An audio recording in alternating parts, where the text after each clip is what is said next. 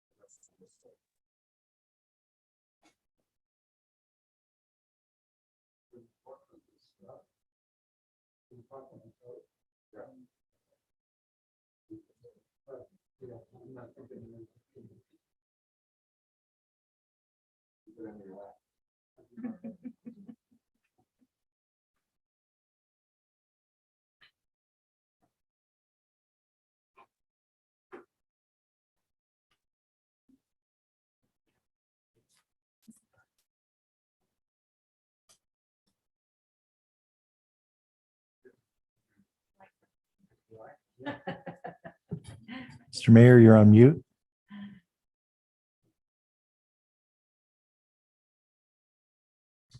Okay, now you can hear me. Now I can hear you. Are we all back? We're waiting for city attorney and he is connecting now. Thank you, Mr. Burns. I love the hat. Thank you, Mayor. Happy holidays.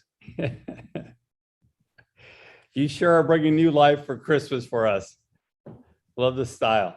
I look forward to when we can all be in the same room at the same time and we can all have such a great time. I agree. I agree. Let me know when we're all back, Paul. We are all back. Okay, perfect. This time we are going to resume the meeting of December 20th, 2021. Councilmember Burns, will you lead us in the Pledge of Allegiance?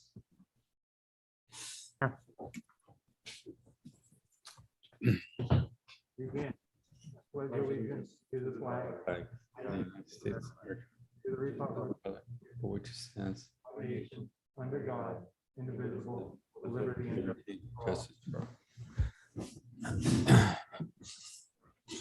all. Thank you, sir. Roll call, please. Vice Mayor Perez, Present. Councilmember Resendez, Present. Councilmember Morales, Present. Mayor Velazquez, Here. Police Chief Reynoso, Here. City Manager Miller, Here. City Attorney Epperson. Here. The agenda for the City of Hollister City Council regular meeting of December 20, 2021 was posted on the bulletin board at City Hall on December 15, 2021 at 5 p.m. per Government Code Section 54954.2. Thank you. City Attorney, will you please report out of closed session? Yes, thank you, Mr. Mayor. The report out of closed session is that the city council discussed in closed session that item agendized for closed session discussion, which I read into the record before the city council moved into closed session. Direction was given to staff and the city council recessed from closed session at 6:41 p.m. That's all, Mr. Mayor. Thank you. Thank you, sir. We're going to now move to the consent agenda. Are there any items council would like to pull? Do we have any from the public? There are no speaker cards. Thank you. Is there a motion? I've never done this before. When can we speak? Is that a member of the audience? Yeah, this was just if you want to pull anything off of the consent agenda. There's 3 items. You can speak on the public comment, sounds like. Okay. Thank you, sir. Is there a motion? So moved. There's a motion. Is there a second? Second. Motion and a second. Roll call, please. Vice Mayor Perez, Yes. Councilmember Resendez, Yes. Councilmember Morales, Yes. Councilmember Burns, Yes. Mayor Velasquez, Yes. carries unanimously. Thank you. We're going to now move to item C, public input. This is a time for anyone in the audience to speak on any item not on the agenda and within the subject matter jurisdiction of the council. Speaker cards are available in the lobby and are to be completed and given to the city clerk before speaking. When the city clerk calls your name, please come to the podium, state your name and city for the record, and speak to the city council. If you are joining us by Zoom, please click on the bottom of your screen to raise your hand. If you're joining us by Zoom using a cell phone, please press *9. Each speaker will be limited to 3 minutes with a maximum of 30 minutes per subject. Please note that state law prohibits the city council from discussing or taking action on any item not on the agenda. Do we have any speaker tonight? Yes, we have a speaker on Zoom, John Robel. We will unmute you.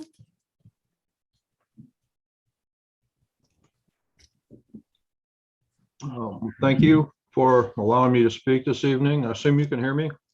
Yes, we can, sir. Thank you. Thank you, City Council and Mayor, for allowing this to occur.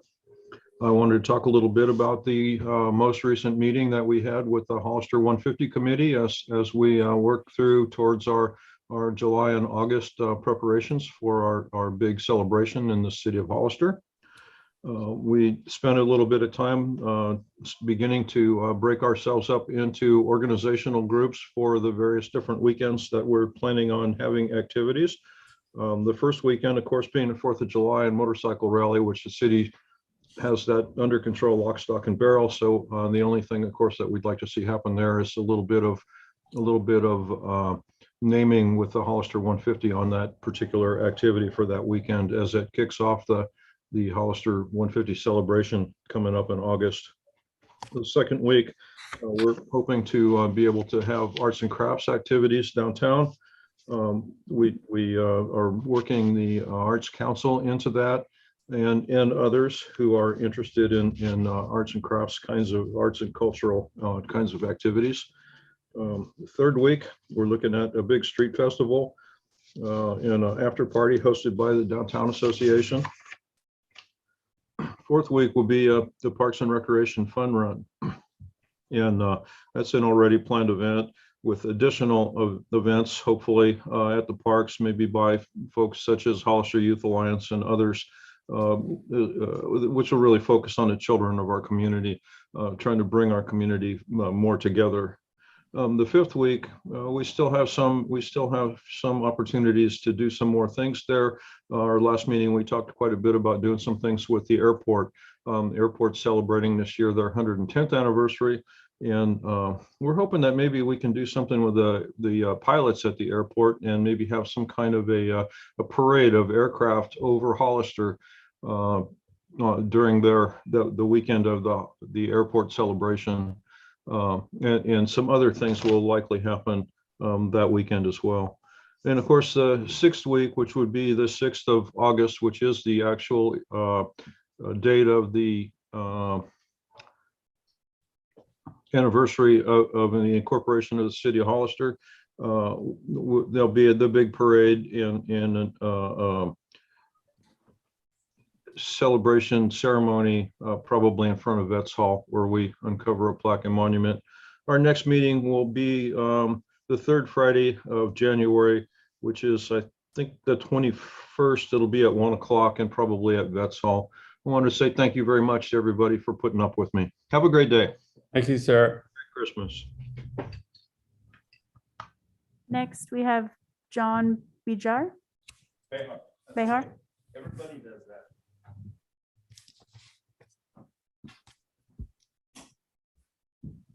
All right, let's see how much I can get through with this. So my name's John B. I bought a house on Highland between Sunset and Vallejo and 91.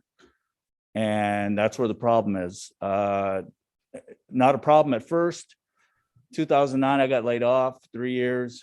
Then I really noticed big problem with speeding. There's a little church on the corner of Vallejo and a school, and they're not all of the problem, but they're most of it. And people go very, very fast on that street. Matter of fact, a few years ago, a kid got killed, so 2006, in front of my neighbor's house on a weekend, no school. But now people in that neighborhood, kids walk up and down to and from school, parents walk their kids. And it's an accident waiting to happen, a bad one. I moved back in October, and I noticed that there's speed bumps. Oh, Mr. John, I'm sorry, Mr. B, we're actually speaking on that item tonight. Okay, So since it's on the agenda, we can have that as a comment of public comment, but you're welcome to make a comment when that item does come up. It should be coming up pretty quick here. Okay? perfect. Appreciate it. Thank you, sir. Yep.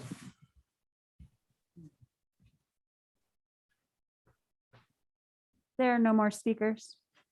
Thank you. We'll now move to item D1, City Manager's Report.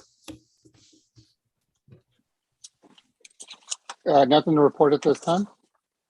Thank you. Item D2, Trainings. Yeah, I believe the city clerk has a training to discuss.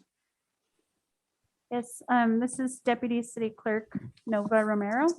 And I just wanted to report that the city clerk Christine Black, California City's new law and elections seminar. It was held December 8th through 10th. It went over several topics such as new laws that will be going into effect in 2022 that affect California cities. We also attended a session on board and commission recruiting processes, language and inclusivity, media engagement, public records processing, and the FPPC update for filing officers. That's all. Thank you.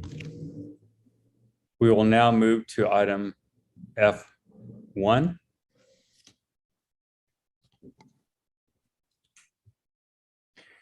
Yes, Mr. Mayor, this is Chief Reynoso. I have that item before us is ordinance 1204, ordinance of the City of Hollister adding chapter 10.20.105 vehicles and traffic, restricting the parking vehicles that block a sidewalk.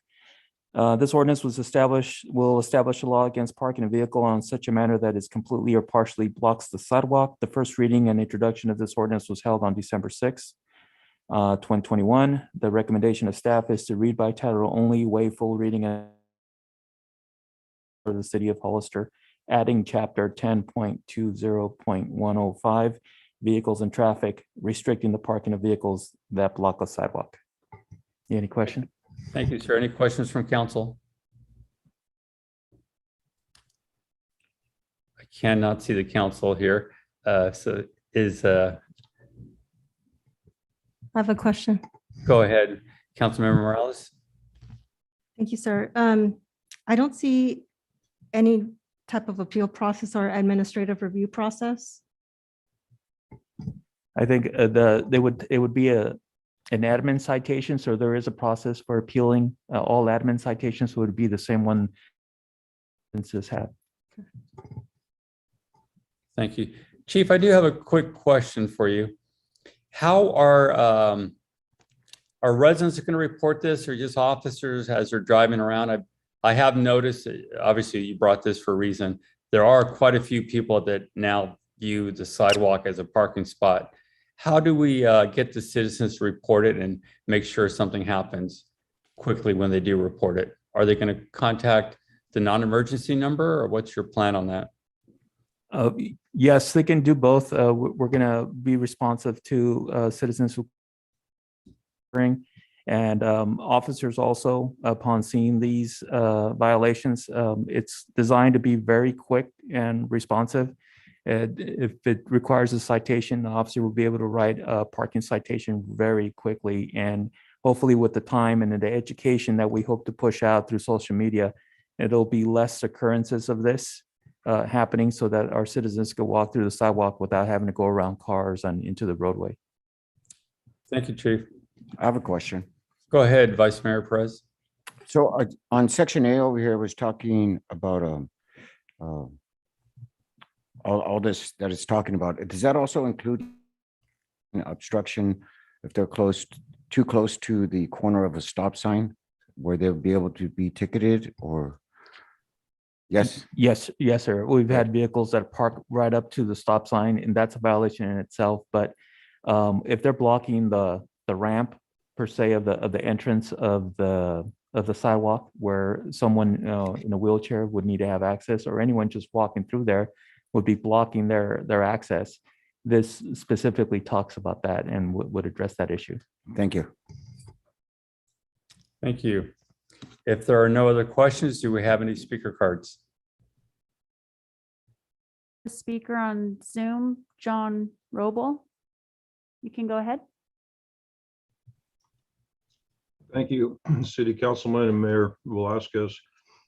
As I live on San Benito Street, and I've had to replace a minimum of 5 cars over the years I've lived here because people ran into them for various reasons, and not because my cars were parked illegally. I'm kind of concerned about this ordinance because the folks on 4th Street, that's a relatively narrow street for the amount of traffic that's on that street. And many of those people tend to park their car kind of partially onto the strip between the sidewalk and the pavement. And I would really like to not see this ordinance penalize those people who are trying to protect their property by helping to make that street just a little bit wider so that that excess traffic on that street doesn't impact their personal lives and their vehicles. I would really hope that there's enough flexibility in how this is going to work, that those folks who they're not necessarily, parking on the sidewalk, but their vehicles are partially off the street. And I really would hate to see those people be getting tickets while they're trying to protect their property. Thank you. Thank you, sir. Any others? Anita Kane. You can go ahead, Anita.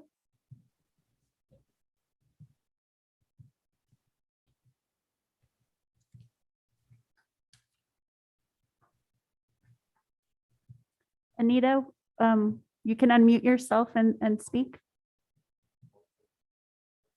There we go. Can you hear me now? Yes, we can. Hello. Yes, we can hear you, Ms. Kane. Can you hear me now? Yes, we can. Can you hear us? We can hear you. There. Can you hear me now? Yes, we can. Okay. Great. Thank you. Especially as it pertains to the stop signs and fire hydrants, I notice in my neighborhood that there's folks that are kind of ignoring the regulated distances to be from stop signs and fire hydrants. But I wonder, before you start doing the big tickets and the towing, if the city could do some sort of a little public notice beforehand to give folks a heads up. So as a goodwill gesture before they start enforcing this, I think it's important, but to stay on people's good sides and to keep them willing to go along with the regulations. I think if you could give them a heads up ahead of time, it'd be a good thing. But I thank you for pursuing this because especially with the fire hydrant thing, I think it's important to get people to go along with the laws. Thank you. Thank you. There are no more speakers or hands raised on Zoom. Thank you. Any other questions or comments from council? Mayor Velazquez, Tim Burns. Go ahead, sir. I think Chief Reynoso wanted to respond to one of the comments made, sir. Absolutely. Yes, thank you, Mr. Mayor. The comment in regards to the 4th Street parking, that's actually the Parkway or the Mo Strip as they're known. That's already a violation. And those residents on 4th Street have already been spoken to, and they stopped for the most part parking on that area. There is a regulation for that, and to allow one street to do it, it kind of defeats the whole purpose of the rest of the community. So I know that that street is a little bit more narrow, but there is a limit line that's been painted on most of 4th Street, and it just we can't help that vehicles will crash into these vehicles, but if they're legally parked, there's plenty of room. People just need to slow down, and which is happening most recently is also for those vehicles not to be hit. But it's already a violation to park on the parkways, as they're called, and that's been addressed already. Thank you, sir. There's no other comments or questions. Is there, I'm sorry, Vice Mayor, did you have a comment? Is there a motion? So moved. Mayor, I'd like to recommend approval, read by title only, waive full reading, and adopt ordinance number 1204 of the City of Hollister adopting chapter 10.20.105, vehicles and traffic, restricting the parking of vehicles on the sidewalk. Thank you, sir. There's a motion. Is there a second? Second. There's a motion and a second. Roll call vote, please. Vice Mayor Perez, Yes. Councilmember Resendez, Yes. Councilmember Morales, Yes. Councilmember Burns, Yes. Mayor Velazquez. Yes. Motion carries unanimously. Thank you. We're going to now move to item F2. Thank you, Mayor. So this is our second reading for the, on December 6th, 2021. We did a first reading, an introduction to ordinance number 1205, edible food recovery ordinance. And staff is recommending that you read by title only, waive full reading, and adopt ordinance number 1205, adding edible food recovery program to Title 8, Health and Safety, Chapter 8.12.180 of the city's municipal code. I have Selena, if you have any questions on this item. Thank you very much. Do we have any questions from the council? Do we have any from the public? There are no speaker cards and no hands raised on Zoom. Thank you. Is there a motion?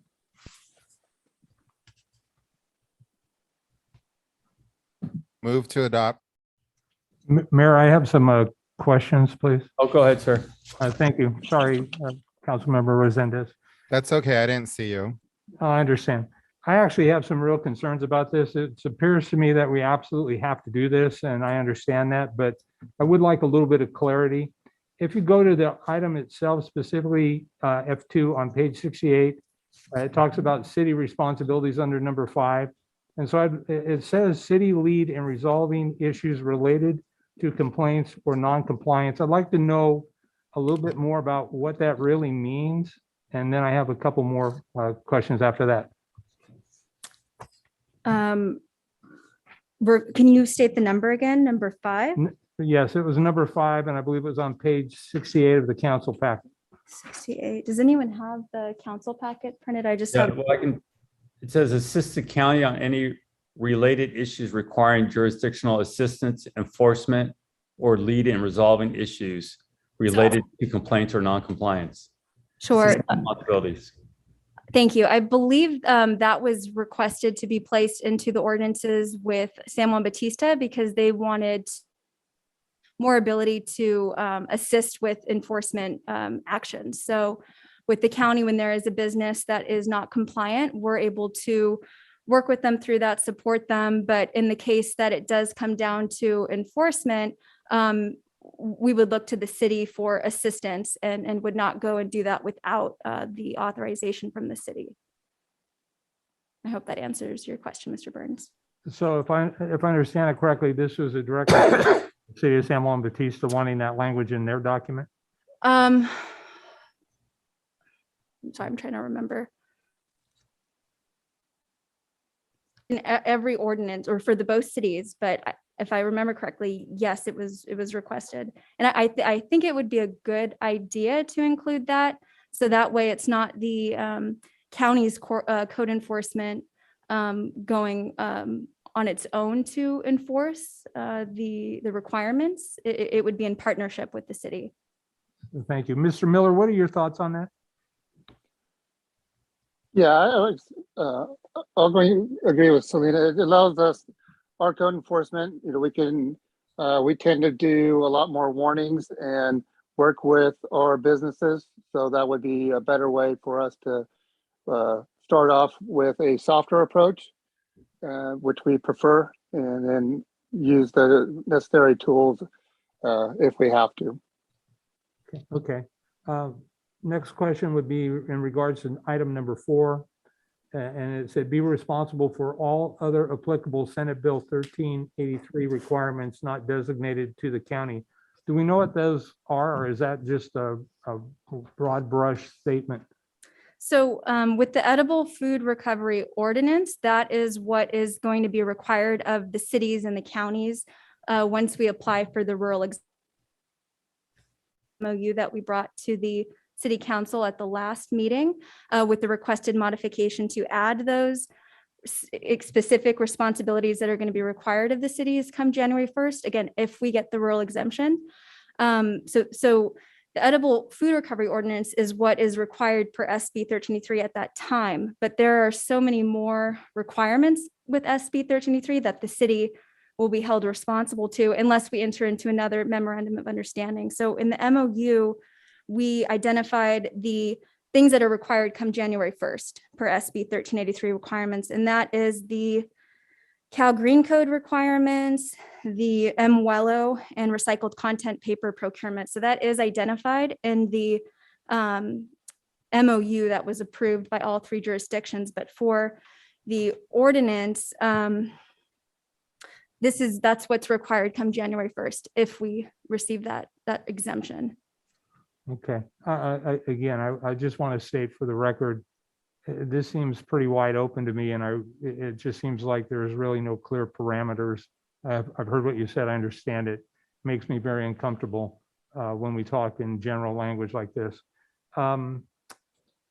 It talks about who is the enforcement officer, and where is the budget for this? How's that all going to work?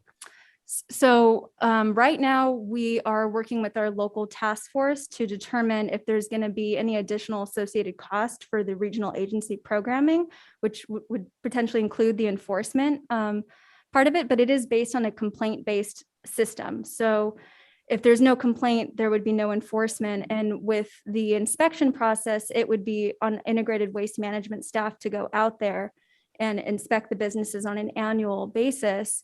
And at this time, we don't have about 5 in Hollister that we have identified, and we're hoping to narrow down and finalize that list by the end of the year. So I don't think there's going to be much staff time on the edible food recovery program, but if there is, we would bring that to our integrated local task force, which Rick Perez is a member of, and discuss the additional costs that we might incur into our next budget.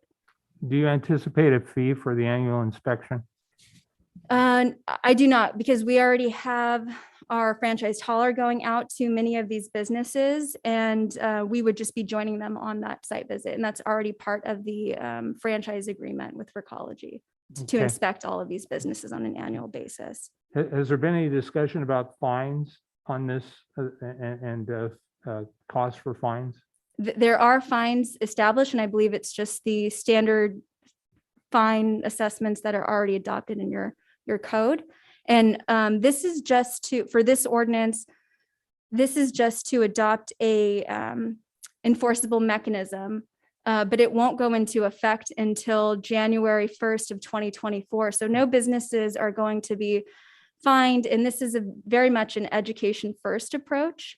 So we're having 2 years of education over the next 2 years before we even consider fining or bringing that up. And we're hoping all businesses will be compliant by that date. Okay, and I appreciate that approach very much.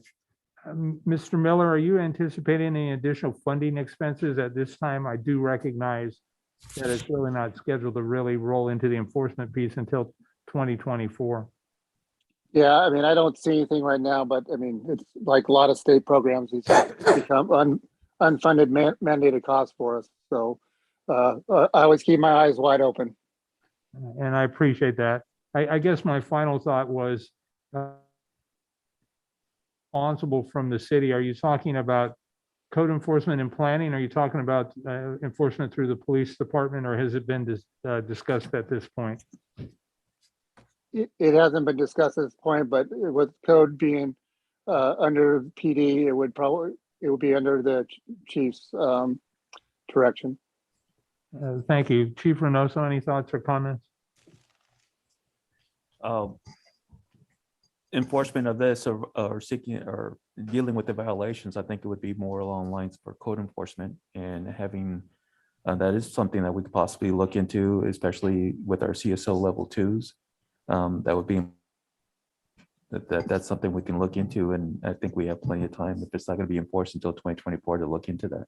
Thank you, Chief. Thank you, Mayor. That concludes my questions. Thank you for your presentation. I truly appreciate it. Thank you, sir. Any other questions from council? We are asked for speaker cards already, correct? I think now it's just we need a motion. So moved. There's a motion. I think you have to read this by title only, sir. Sorry, I'm on the other one. I recommend that we read by title only, waive full reading, and adopt ordinance number 1, adding an edible food recovery program to Title 8 Health and Safety, Chapter 8.12.180 of the City of Hollister Municipal Code. Thank you, sir. Motion second. Is there a second? So moved. There's a motion and a second. Roll call vote, please. Vice Mayor Perez. Yes.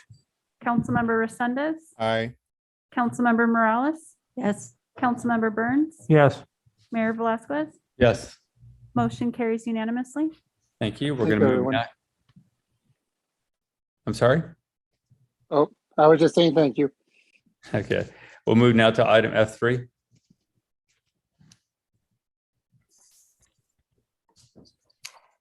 Good evening, Mr. Mayor and City Council. Renee Perales, CIP Manager, Administrative Services Department. Tonight before you is Resolution 2021-234, which will authorize staff to call for sealed bids for the 2021-22 Road Rehabilitation Project, CIP C2101. The following streets will receive an overlay: Gavilan Drive from Clearview to Highland, Diablo Drive from Clearview to Highland, Semblin Drive, Clearview to Highland. Renee, I'm sorry, it's Paul. Hi, Paul. Your microphone is very bad. Oh, Try it again. Try again, or you might have to come out and come back in. all right. Can you hear me? There you Yep. go. And perfect. Okay, I'll be quick. Tonight before you is Resolution 2021-234, authorizing staff to call for sealed bids for the 2021-22 Road Rehab Project, CIP C2101. The plans are now complete for bidding purposes. Staff recommends that the City Council authorize staff to call for sealed bids. Once bids are received and opened, staff will bring back a contract and an appropriation for council approval. Do you have any questions? Any questions from council? Yes. Go ahead. Who is that? Sorry, can't see. Oh, it's Dolores. Thank you, sir. Dolores, go ahead, Ms. Morales. And I apologize if this was covered in another meeting. Can you share with me how these areas were selected? Like the prioritization, was there an evaluation or analysis in terms of the city needs and priorities based on certain criteria? Yeah, we used the pavement program that was prepared by Kimley Horn, and it was one of the areas that were that was a good project. And I don't know if Mark wants to chime in on that if he's there.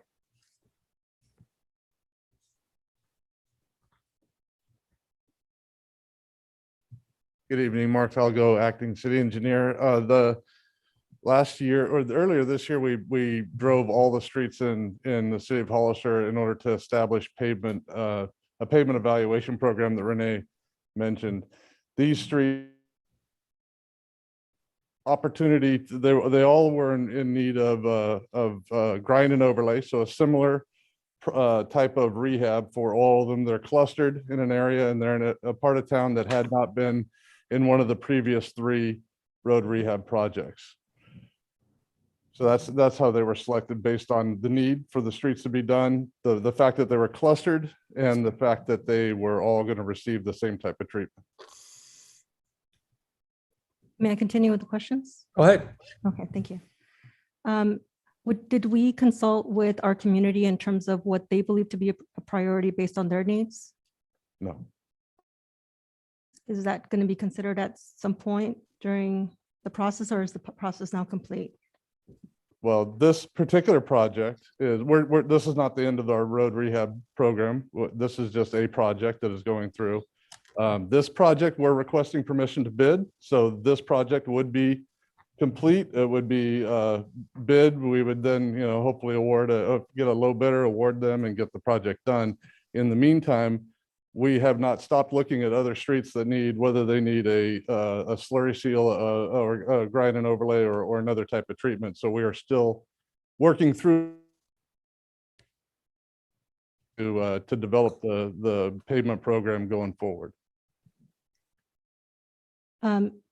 If it's appropriate, would it be possible to see the bigger picture in terms of what areas were previously identified, what other areas might be considered? I'm looking at just in driving through the community, there's some areas that just have significant needs for improvement, and other areas that look like they've been paved and they're fairly new. Yes. So I'm just wondering how, the evaluation criteria and the utilization rate, if all those were factored in.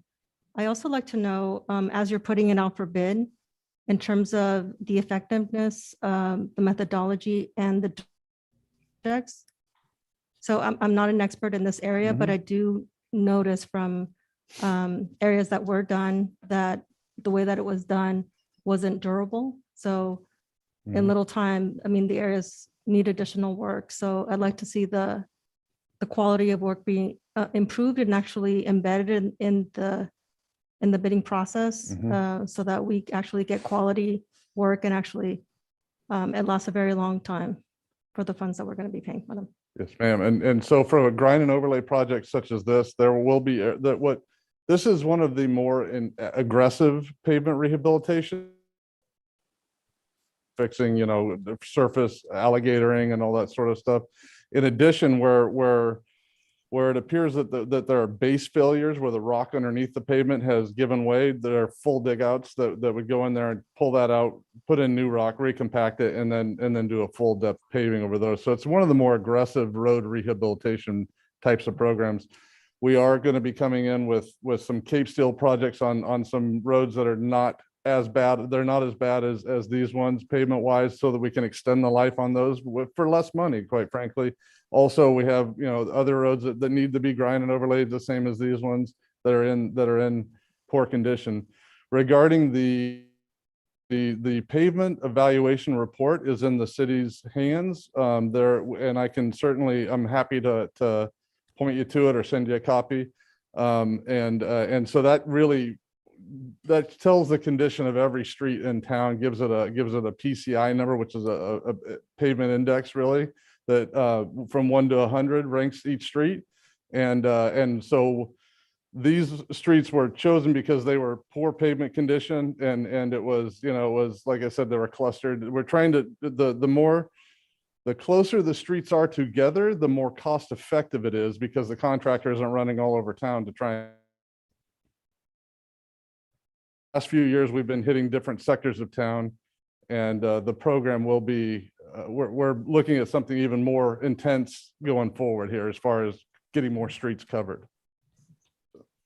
It's helpful to see the bigger picture in the plan, even if it's down the road. I think then our community can at least anticipate that their area will be covered at some point in time, whether it's 6 months or 3 years or 25 years, but at least that there's a plan for it. Okay. Thank you. Thank you. Any other questions or comments? Do want to give a quick update, Ms. Morales.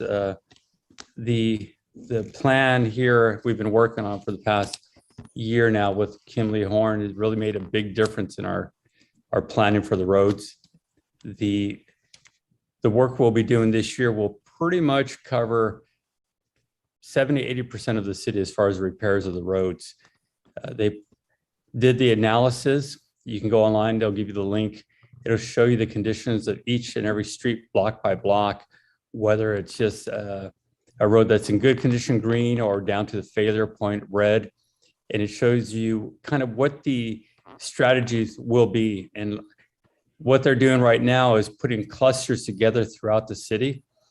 Part of the problem in the past was one street would be done in one area and then nothing else in that area. So it was very costly. And one of the other problems in the past was that a simple overlay, a slurry, done early enough preserves that street for 10, 15 years.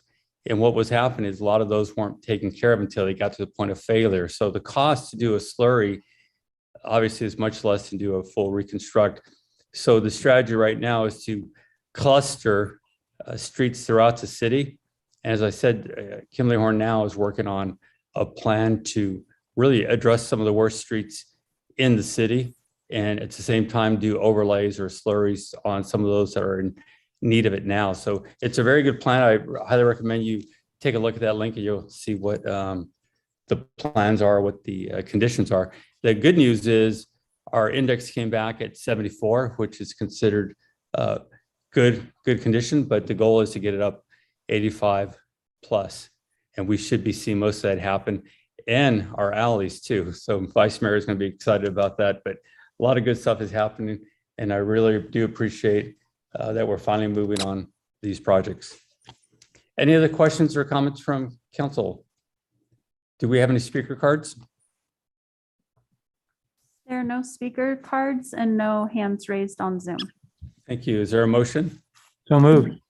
There's a motion. Is there a second? Second. Motion is second. Roll call, please. Vice Mayor Perez, Yes. Councilmember Resendez, Yes. Councilmember Morales, Yes. Councilmember Burns, Yes. Mayor Velazquez. Yes. Motion carries unanimously. Thank you. We'll now move to item F4. Renee Perales again. Tonight, or now we have Resolution 2021-235, which will authorize staff to call for sealed bids for Lad Lane and South Side Road Traffic Calming Project, CIP C2006. The plans have been revised to provide construction cost savings, and those plans are now complete for bidding purposes. Staff recommends that the City Council authorize the call for sealed bids. And once again, once the bids are received and opened, staff will bring back a contract and an appropriation for council approval. Do you have any questions? I do. Vice Mayor Perez, go ahead, sir. I don't know if this is one for Mark or for you, Renee. So right there at Talbot and Lad Lane, they're putting in a roundabout, I guess. Are we, my questions are towards the materials that we're using. Are we going to use these rubber curbs again? My concern about that is just, I don't like the aesthetic looks, how it looks in our city. I think it makes our city, I just don't like the way it looks. And I was wondering if there's other options, because just to see what's out there. So we are proposing the rubber curbs. That's what's on the plan right now. Other options. One of the keys to the traffic calming stuff, so the projects we've been doing around town is cost effectiveness, and the more traditional type of median where you'd have a cast in place curb is 3 to 4 times the cost of these rubber curbs. So the cost would go up significantly to do a more aesthetic, I would say, and traditional type of curb. So these are going to be, well, we are proposed currently with rubber curbs. Ouch. Okay.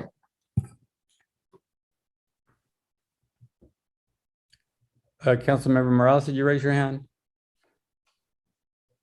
Yes, go ahead, Ms. Morales. Thank you.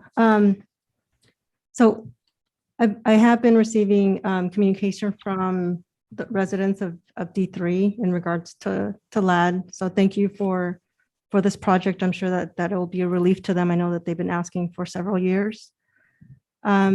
Two of the other things that I've heard from residents is the roundabout. It's not, several residents are very passionate about their dislike for them. There was another area that I think it was taken down for whatever reason. Has there been thought again in consideration in terms of how the impact that these measures actually take and their effectiveness? Yeah, well, one of our traffic engineers at Kimley Horn actually analyzed the street and provided these layouts for traffic calming measures. We've employed the traffic circles, the mini traffic circles around other parts of town. There was one that may have been taken out on Cienega, and that was there wasn't a pavement for it, quite frankly. So it was removed. It was a difficult turn. But we are employing them elsewhere, and they are, and that's their purpose. Their purpose is to force people to slow down as they go through these intersections, and I think that they are pretty effective at that. And to reiterate that these have been evaluated, the layouts of these traffic calming options have been performed by our traffic engineers. And I also want to make sure that we're at intersections in particular on Ladd and Southside, the things that we heard about in some of these intersections is people in the middle of the night spinning donuts and circles. Occupying that space could help prevent that type of activity. So that's another thought behind for this particular project. No, I'm very familiar with that area. So I'm wondering, I've been to other areas in which some of these measures have been laid out, and many of the rubber bump, I'm not sure what they're called, but the rubber bumpers are, thank you, are in the middle of the road because they're not stable enough. So oftentimes they're in the middle of the street. The bolts are in another area. A prime example of that is Central. Thank you. Central. You see how maybe the implementation on paper, they look great, or the analysis might be fine, but in terms of how it's implemented and utilized within our community, has there been an evaluation after you've implemented a strategy in terms of its effectiveness and durability? Because that's a huge concern of mine. Sorry. Yeah. The measure of effectiveness is really has the speed slowed down? Is it safer is it a safer street from a speed standpoint? Because the purpose is to slow down traffic. On Central in particular, there was a delay in finishing the project, and those curbs in particular did not have an integrated reflective color in them, which we are specifying on this project going forward. We will make sure to make them more visible at night. So the out there on Central, the black curbs were in place without any other type of reflective delineator behind them as is now installed. And so folks had a hard time seeing them at night. The delineators did not get installed until the striping was done. And so the contractor has gone through and brushed them all up. I drove it tonight before the meeting in the dark, and they're much more visible now than they were before. So the thought behind it's a visibility issue, I think, is part of it. So there's a couple of things. One is using the integrated color, the reflective color, so that they are more visible at night, period. End of that type of story. That just needs to be done. Secondly, there is a possibility that we could add more, thermoplastic striping, like a white stripe that would outline them so that they are a little bit more visible. That's another opportunity. And I think that the one wild card that we can't really control is that the driving habits of folks need to get used to them, and this whole thing is an attempt to change behavior. And so that's the wild card that could take a little bit more time. No, very familiar with changing behavior. It's when you get there and the bumps are like in the middle of the road and the screws are in another area. And I'm wondering, like, who goes out there to fix that, to make sure that people are not actually being injured or cars are not being impacted as a result of, because that is our responsibility. And, When and those it's, things are not done properly, or there's things in the middle of the road, that is, you can talk about analysis, but that's part of that implementation and evaluation process. Who does that part?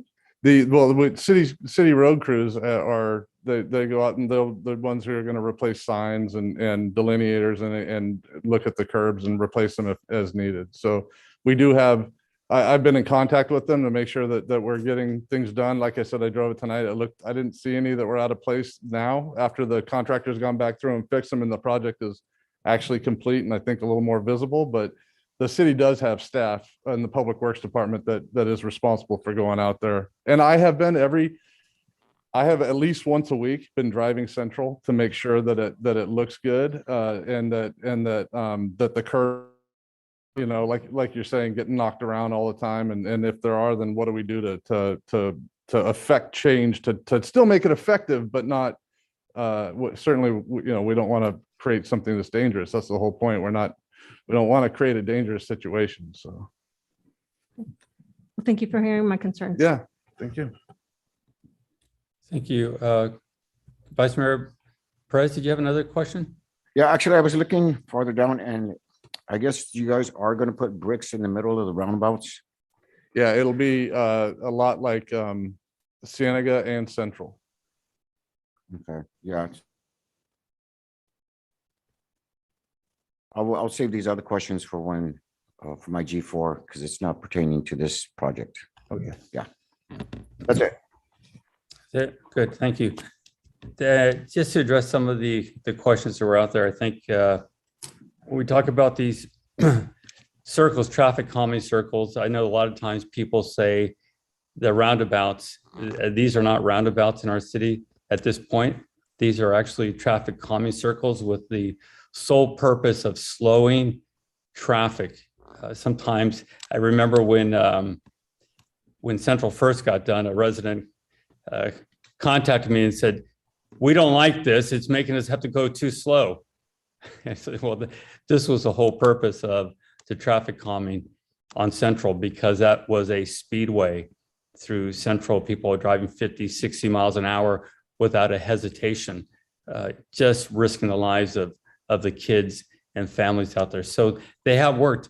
Reminder that at the time we started working on Central, in the city at the time was not allowing speed cushions.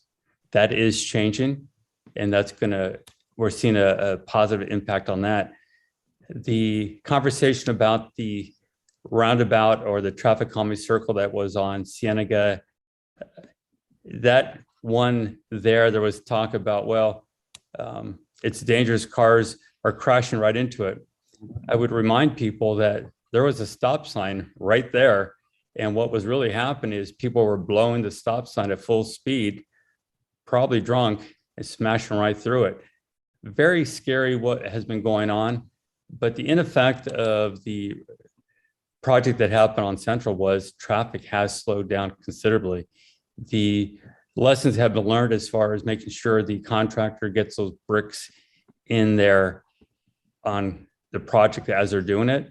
The delineators being put in at the same time to make sure people can see it, striping on the curbs so they can see those, because they were too dark and that was an issue as far as the specs on the plan. So all those improvements have been made to make sure that the future projects, every one, we learned something new, and it's been very successful so far. So I do appreciate this project. And this project, for an example, is one of the starting points of the program to create protected bike lanes on many of the larger streets so our kids can get to school safely.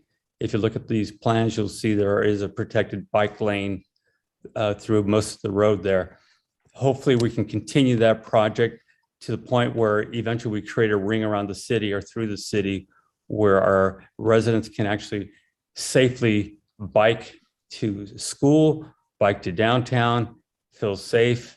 And that's what we're trying to get to. So it's exciting. And the best part of this new design is we actually saved several $100,000 compared to the last one, there's a big difference on the planning of this. And all it took was just to step back, look at some of the new tools we have. So I'm very excited about this project and looking forward to more of these, such as Buena Vista that's going to be coming up soon with some of these new strategies. Do we have any speaker cards? We have no speaker cards and no hands raised on Zoom. Thank you. Is there a motion? So moved, Mr. Mayor. There's a motion. Is there a second? I'm sorry, guys, I can't see anything out there. Second. There's a motion and a second. Roll call vote, please. Vice Mayor Perez. Yes. Councilmember Resendez. Yes. Councilmember Morales. Yes. Councilmember Burns. Yes. Mayor Velazquez. Yes. Motion carried unanimously. Thank you. We're going to now move to item F5. Good evening, Mr. Mayor, City Council, still Renee. Now I have Resolution 2021-236, which will authorize staff to call for sealed bids for the Fremont Way Rehabilitation Project, CIP C2102. These plans are also now complete for bidding purposes, and staff recommends that the City Council authorize the call for sealed bids. Once bids are received and opened, staff will bring back a contract and appropriation for council approval. Do you have any questions? Thank you. Any questions from council? Okay, seeing none. Do we have any speaker cards? There are no speaker cards and no hands raised on Zoom. Thank you. We'll go back to the council. Is there a motion? So moved. There's a motion. Is there a second? I'll second. Motion and a second. Roll call vote, please. Vice Mayor Perez. Yes. Councilmember Resendez. Yes. Councilmember Morales. Yes. Councilmember Burns. Yes. Mayor Velazquez. Yes. Motion carried unanimously. Thank you. We'll now move to item F6. Thank you, Mayor. I'm very excited to bring this item forward. We worked with Caltrans to bring back a contract so that we can now start taking over the beautification of the Highway 25 bypass. The Caltrans will reimburse us up to $65,000 to perform the services, and this is just one of many as we are working to clean up the many entrances into Hollister. So I'm open to any questions. Any questions from council? Mayor Velazquez, Tim Burns. Go ahead, Mr. Burns. Thank you, Mayor. Not really a question. I want to express my thanks to the city manager for moving this forward. This has certainly been one of my pet peeves, and I hope that this opens the door to many other successful projects. Thank you, Mr. Miller. No problem. Thank you. Thank you, sir. Any other questions, comments? Just for clarification, if I can. Go ahead, sir. So we're gonna get $65,000 to clean up along 25, correct? Correct. Yeah, do we know about how many hours it's gonna take a year for that? No, but once we get on it, and we're also working on additional grant for landscaping down that corridor. So that will help us also by putting in the landscaping, and then that will allow us less maintenance to have to do once the landscaping is in. Awesome, thank you. Sure. Thank you. Any speaker cards? There are no speakers and no hands raised on Zoom. Thank you. Do want to remind everyone, this first phase of this is about trash cleanup. It's not about landscape maintenance on this part. It took a long time to get Caltrans to agree to let us start maintaining this area. So I'm very excited. Thank you, City Manager, for staying on and following through, and looking forward to hopefully getting that grant so we can begin the landscaping process on that area. So thank you again. Is there a motion? Move to adopt. There's a motion. Is there a second? Second. There's a motion and a second. Roll call vote, please. Vice Mayor. Yes. Councilmember Resendez. Yes. Councilmember Morales. Yes. Councilmember Burns. Yes. Mayor Velazquez. Yes. Carried unanimously. Thank you. We're now going to move to item F7.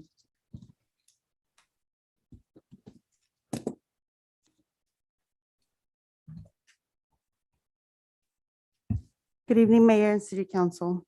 This agenda item is in regard to the adoption of create to implement a city policy and procedure that would address speed cushions as a form of traffic calming measures. With the numerous vehicle speeding complaints that we've received through the city would definitely benefit from having a policy that would potentially address some of the residents' concerns. Having a speed cushion policy would standardize the process, benefiting both the residents and the city alike.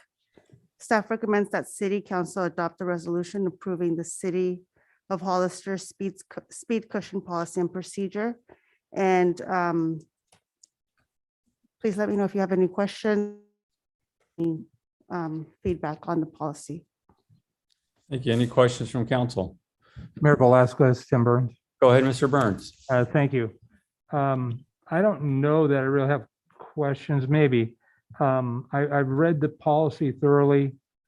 On my preliminary thoughts, I'm not supportive of it. I wonder if we're not making more out of this than we have to. And we recently, during the past year, learned that about the flag issue. I guess I do have questions because one of the streets I've requested that the speed cushions be put on, and I believe they're going to, Mr. Miller, I think you can speak to this, is Beverly Drive really wouldn't be applicable because it doesn't directly impact any of the residents in front of the residences. Beverly Drive from Sunny Slope to Hillcrest, there are no residents, but yet it does appear to be a speedway. And I'm concerned about that. I understand that speed cushions aren't necessarily applicable or a best practice for Union Avenue, but I've also expressed some serious concerns from Airline Highway to where it's going to be extended, and the road does narrow down in size once it opens up and goes to Fairview with the new development out there. And so, but up into the new development, there's only like a block of residential that would be impacted by this. So I don't know how the policy would speak in regards to that. It really doesn't speak to specific requests from other departments, whether it be the police department, the fire department. It doesn't really speak to council member requests. I don't believe it speaks to safety factors. I had the opportunity to go out and sit on Highlands last week and observe through one of my constituents a complaint that I then forwarded to the chief of police, and he's aware of it. And I know that only option, but I am concerned that you might not get the 2/3 vote necessary. And sometimes we have to err on the side of caution. And in some cases that will make our constituents or residents of our community upset. And I don't really see where it speaks to that. It doesn't really speak to any appeal fees. If somebody wants to appeal them being placed, doesn't really speak to school zones. And there is a 10-year remove policy that if you request that it's they're removed, that as I read it, you couldn't install speed cushions for up to 10 years after, if I read that correctly. And so I don't know if I have questions. I just can't support it based on this. And so I won't put you on the spot. But I'm not supportive, I guess. Thank you. Okay. If I can address some of those, there are some changes. We can implement any changes and include any information that you as the council would like to see in the policy. If there's anything that we need to add, we can definitely work with that.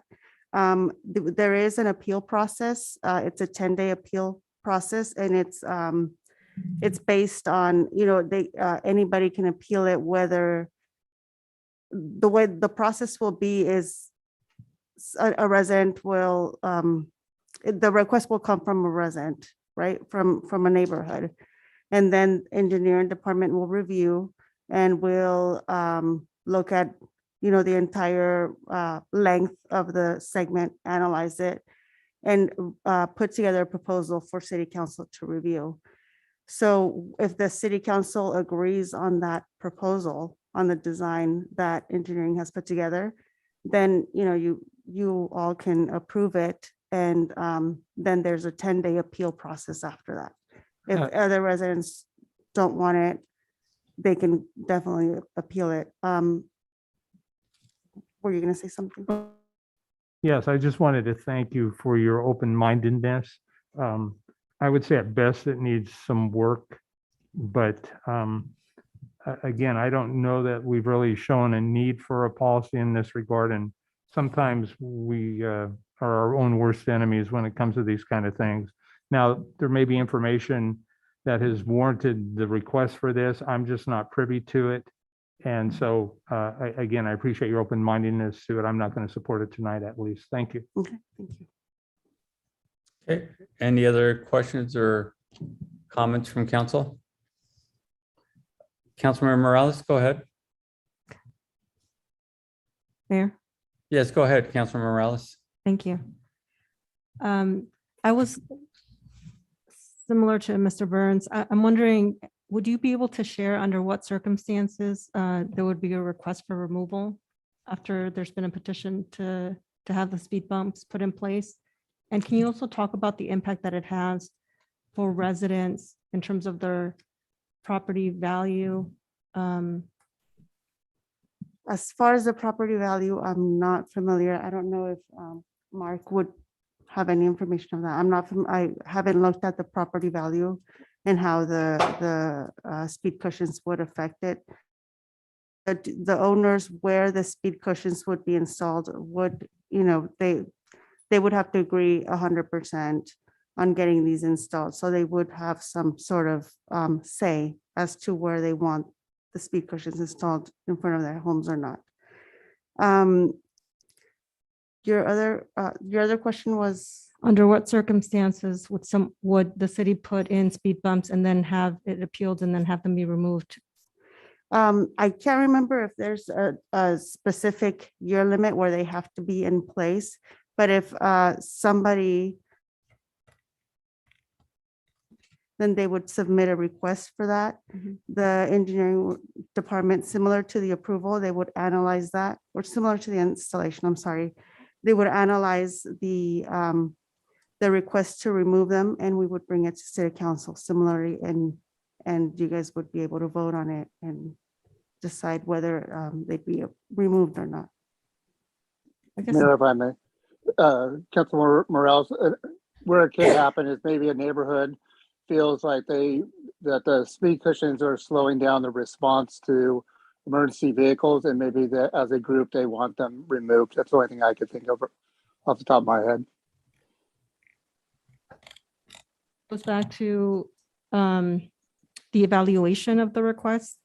So again, taking into consideration like our police department, our fire, ambulances, specifically as Ms. Burns had mentioned, you have a process where you have, you know, petition, you get signatures, you put it in place, and then where's that evaluation period before the city spends money and puts them in place and then to be removed? So I guess I'm wondering, like, have we thought about that? Is that in the policy? I didn't see that in there, or the process. Maybe I can some traffic analysis that is a part of installing speed cushions. So first you need owners to, or property or residents and property owners to agree that, yeah, we'd like our traffic slower. So we're gonna submit the forms. There is and I don't recall exactly what section it's in, but once you get through the initial petition part, the engineering analysis is we're gonna collect some data on speeds and traffic volumes. There should be a minimum number of trips on that street. It can't be, you know, 2 trips a day and one of them is going, you know, too fast. There also needs to be a certain percentage of the vehicle trips need to be exceeding the speed limit. So that's the evaluation that, hey, yeah, traffic does need to be calmed on this street. And should it go through the whole process and speed cushions get installed, there's a 1-year period where they will not be considered for removal per the policy the way it's written right now. And that's just so that we're not out there installing, removing. And then, as was mentioned by Councilmember Burns, if it is requested to be removed, petition to be removed, and it's going to go through the same a similar evaluation, an engineering evaluation, very similar to the installation evaluation. Although, you know, we're going to go out there, we're going to take a look at the the volumes and the speeds and see if it makes sense from an engineering perspective, analysis perspective. And if it does, then they could be removed. Now, some of the things you get with speed cushions are, if you know that there is additional noise for driving over them. You also hear engines, because people will slow down, they'll go over the hump and then they'll speed up to get on the other side of it sometimes, and so you'll hear some more engine noise. There may be a property that sells and the new owner doesn't like them in front of his house or her house type of thing, and so that's why neighborhood buy-in is really critical and at the beginning of these things, and that we don't want turnover to be the main cause of us going out, pulling them out, or installing new cushions. We really want the analysis that I think you requested to be a key factor in that. Was there another question that Vice Mayor Perez, or did you have more questions, Councilman Morales? No, so the circumstances would be, there's a new owner, they don't like it, but any other circumstances? I mean, is this common? Well- So we're trying to kind of figure out. So this policy is a way for the citizens of Hollister to say, I want a speed cushion on my street because I feel like traffic's going too fast. Doesn't preclude council from saying, I think Beverly Drive needs speed cushions, go analyze it and give us some layouts. It doesn't preclude that part of it. It provides an avenue for citizens and for the city to process citizens' requests in a timely and hopefully efficient manner, and based on a procedure that can be published and folks know what they have to do. So that's really the purpose behind this. It doesn't really change what we're doing anyway. When council asks us to look at particular streets, we're still doing the analysis and that part of it. This just provides an avenue for our citizens to come in with. Vice Mayor Perez, go ahead, sir. Okay, so basically a resident wants to get a speed table on their street. He has that person or their representative for that street comes and gets 2/3 of the property owner or the residents, residents. I believe it's the way it's written right now is property owners. Okay, property owners. And then so the only ones that can, and so then it stays for a year. Once it gets its 2/3, or it comes to the council, we approve it. Right. Then it stays for a year. And then, the only ones that can actually really appeal that is public, the police, fire, or can the residents appeal that also? Yeah, so in the removal procedure section, it can be initiated by a property owner. Okay, so how many, if it takes 2/3 to get it in, how many does it take to get it out? It's the same policy with removal as it 2/3? is. Yeah. Okay. And for every speed hump, there's an analysis done, traffic study. Yes. And from my understanding, they're $1,000. No, the study. So here's a good example we did, and it's really more for stretch, like for Apricot and Promise. We did an analysis for those two streets combined because they were both asked for at the same time. City staff placed the tubes in the street that collect the speed and the volume data. So that was not a cost to us other than staff time to go out and put them in and take them down. And then the analysis itself and layouts for where the speed cushions could go on both those streets, total of $3,000. Okay. So Awesome. if we're not doing controlled studies, and so that's a different type of study. Oh, so like if we're West only- and Monterey, those ones were different. Yeah, the Powell and West, those started off as always stop controls, and then we Okay. found that that wasn't a good solution, but with the speed cushions could be. Okay, and you answered my other question. I was going to ask about the actually tubes. They actually know how fast you're going. Yeah, well, if you have two of them, then what they do is it's basically how long did it take you to get from one tube to the next. Okay, Right. awesome. All right, thank you. Thank you. Any other questions? Mr. Mayor. Go ahead, sir. Okay, thank you.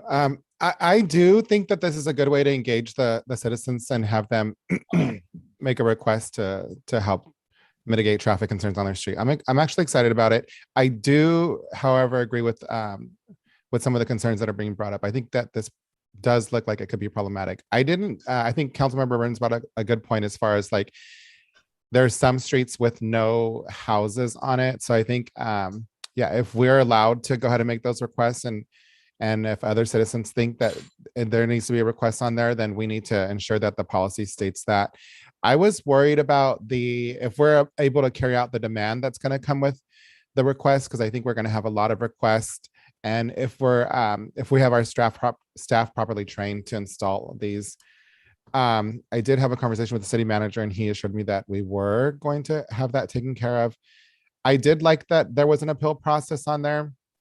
I think that the traffic study, I was wondering what kind of traffic study, as Councilmember Perez pointed out, if it was just going to be staff going out there and putting the tubes, or if it was an official traffic study, because I think that the cost can get up there pretty quickly and it's just not very practical to do a traffic study for every street that's requesting this. So I'd like to see that part minimized or scrapped altogether, if at all possible, if it's not going to put us in some type of liability situations. Also, I think that the process needs to be digitized, because I can see multiple neighbors on one street working to get one speed hump done on their street. But we need to have a way that they can see if it's being started, and if it is, who's the contact person.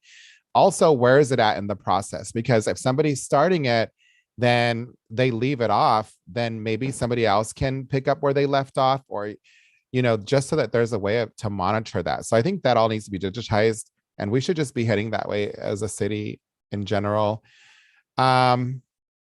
And that was it. Those are my concerns, but I am hopeful, and I would like to try it. And I do think it's a good idea, but I do think there's some problems that we need to address before taking action on it. Thank you. Thank you. So I do have a couple of questions. Also, is there any other council members that would like to speak though first? I will. Go ahead, sir. So I am for traffic calming. I do see that it does slow down the traffic. I also feel that we slow down the traffic, but we only slow it down on certain streets, and we're just pushing it over to another street. But that's just, I just wanted to put my 2 cents in since I got the microphone. One of the pages in what is it? Page 145. I don't know if you guys have that, but it actually has the speed table and it has it outlined in white. I've mentioned it before that I would like to get each and every speed hump. Is it a speed hump or a speed table? Speed hump? Speed cushion. Speed cushion. I'd like to get every speed cushion identified out there. I know we have signs coming up before it, but I see that it's in this picture, and that's exactly what I've been talking about, just to be able to see what you're going to be running over. Is it the detail sheet? It's on speed cushion. I think it's just a line that rings around the cushion. I think you're talking about, Mr. Perez, correct? Yes. I'm seeing that picture next to that fire truck. So Yeah. the white line that goes around the entire cushion, so it's more identifiable. Oh, Yeah. okay. Yeah, it's not a bad idea. Is that it, Mr. Perez? That's it. Thank you. Thank you. The questions I had and the comments I had, I think, as I'm understanding, this is not set in stone. This is basically for us to give input of what we'd want to see or change or to make this thing work. I think most of us agree that the speed cushions help, but as you heard, there's many recommendations here to help move the process along for the residents. I think Mr. Burns brought that question up about some of the other streets such as Beverly or Union, because there's no homes on there. Something we could do as a council, bring it forward and say, as a council member of this district, I'd like to see speed cushions put on this street, and then the council would vote on that to make that work. So this is something we could add into this if we wanted to. Is that correct? That's correct. Okay, perfect. The other questions I had was, we're looking at 67% of the residents. And I think one of the things that need to be cleared up here is, it says property owners, But in reality, a lot of our residents are renters. So maybe that should have the option of tenants, or, renters or property owners, so that we have more involvement from those living in the community or living on that street, involved in it, in the process. But the question I had is the study done before the 67% of signatures would be collected, or would that be after? How is that? How does that work? It would be done after. So a neighborhood wanted to do this. They got the signatures. A study is done and comes back and says, oh, sorry, you don't have enough volume of traffic. Would we really say no at that point? We would, as far as the engineering department and the requirements, because it wouldn't meet the requirements that we're looking at, but they, as the public, have the right to appeal the engineering decision and bring it to city council. So they could come back and say, look, engineering said no, but we want the city council to reevaluate this because we really feel it's necessary. Yes, And then we could, as a council, go ahead and vote on that. yes. Okay, thank you. We heard the process of once they go in, if for some reason the neighborhood decided they didn't like it, the process is similar. 67% would sign a petition to eliminate them. Yes. Okay. What if, I see you, Mr. Perez, I'll call you in a second. Say you had one street that goes 4 or 5 blocks. One of those blocks or 2 of the blocks want them. One of the blocks doesn't. So we would go ahead and put them on 2 of those blocks and leave out the ones that did not want them. Is that how that would work?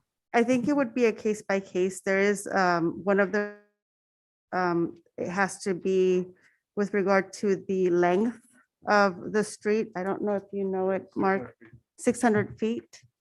So if one of the blocks was, if there was a length of 600 feet without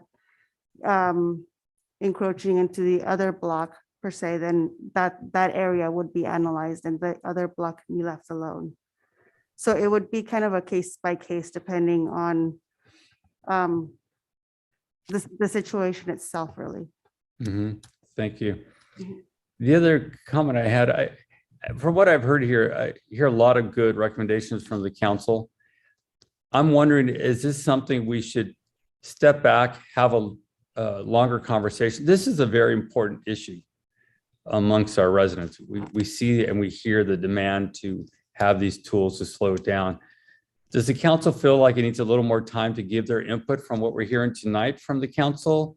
Or are you guys thinking that at this point, we can just change it with our comments tonight? Because I think we need to do this right. I think Councilmember Burns made a very good point. The flagpole, we set down so many rules and it really just came back and took us in circles. So how do we do this in a way that we get more input early on? Clearly, we need some kind of rules here we don't want to put speed humps because one neighbor said they want speed humps. We do want the majority. That seems fair. But what I'd like to hear from the council on your recommendation, if you guys want to have more time to give your input and maybe a special meeting to go through this, do it well, and try to get more public input at that meeting. I don't want to jump ahead here, but I want to make sure we're giving the right input. If I can hear from any council members on that. I think that's a great idea. Mr. Okay. Mayor. Go ahead, Mr. Resendez. I don't see any other way of getting the speed humps out. I think that we need to work on a policy. So I'd like for us to work on it and bring it back as soon as we can. But we ordered all these speed humps. I know that the citizens want them, and I don't know any other way of us to give them out. So I really would like for us to take a step back, get all of the comments, and maybe come back and work on this. Yeah, that's what I'm hearing and what I'm seeing. Hey, we can go back to the main screen. I have a hard time. All I can see is Mr. Resendez's name. I can't see the council. Is that possible? Maybe Mr. Burns, if you could say something so it brings us back to the big screen. Sure. So- Yeah. There, thank you. I appreciate you guys doing that. Maybe we can get public comment and then come back to kind of wrap up with what the council wants to do. Would that work for the council members at this point? Yes. Yes. All right, let's go ahead and get public comment. I think Mr. B was talking about this in public input. Is he still here or has he put a card in? He's here. All right. Go ahead. Yeah, you can go ahead. See, Mr. B, we didn't forget about you. Thank you. I appreciate that. I'm retired now, so I have time on my hands. And you might get to know me a little better. A couple of things. Mr. Burns, thank you. A couple of years, over 10, I think, when I was laid off and I saw this starting to happen, and I got blown off, and you're the first person that went out and actually took a look. So I appreciate that. Mr. Perez, you mentioned something about putting speed bumps on a street and that shifting the speeders over to the next street. So when I retired and moved back, I came the back way, and there on Sierra Vista, for the same length as Highland, which is the exact same 2 stop signs long, we put speed bumps across all of Sierra Vista. So exactly to your point, that's what happened. Everybody then started going on Highland, where there were already a lot of cars, not just because of the school, but they're the biggest contributor. And it just shifted more. So I also read this while I was sitting back there, and on page 148 at the top on letter M, if at any time during this process finds that there would be substantial traffic diversion to parallel local street, the neighborhood facilitator shall also be responsible for obtaining the approval on the parallel street. So that would mean I would have to go down to Valley View. But when they did this on Sierra Vista, it was before the policy, nobody talked to me, and that traffic got funneled straight onto Highland. I live smack dab between Sunset and Vallejo, smack dab in the middle, which are the 2 stop signs. And in the morning, I swear to God, and you weren't there on a good morning, a bad morning, I should say, 50 to 60 in front of my kitchen window. And I'm a pretty good judge of speed. My neighbor to my right and his wife are retired. They were optometrists in the building right here. Neighbor across the street was the former city clerk. She's retired.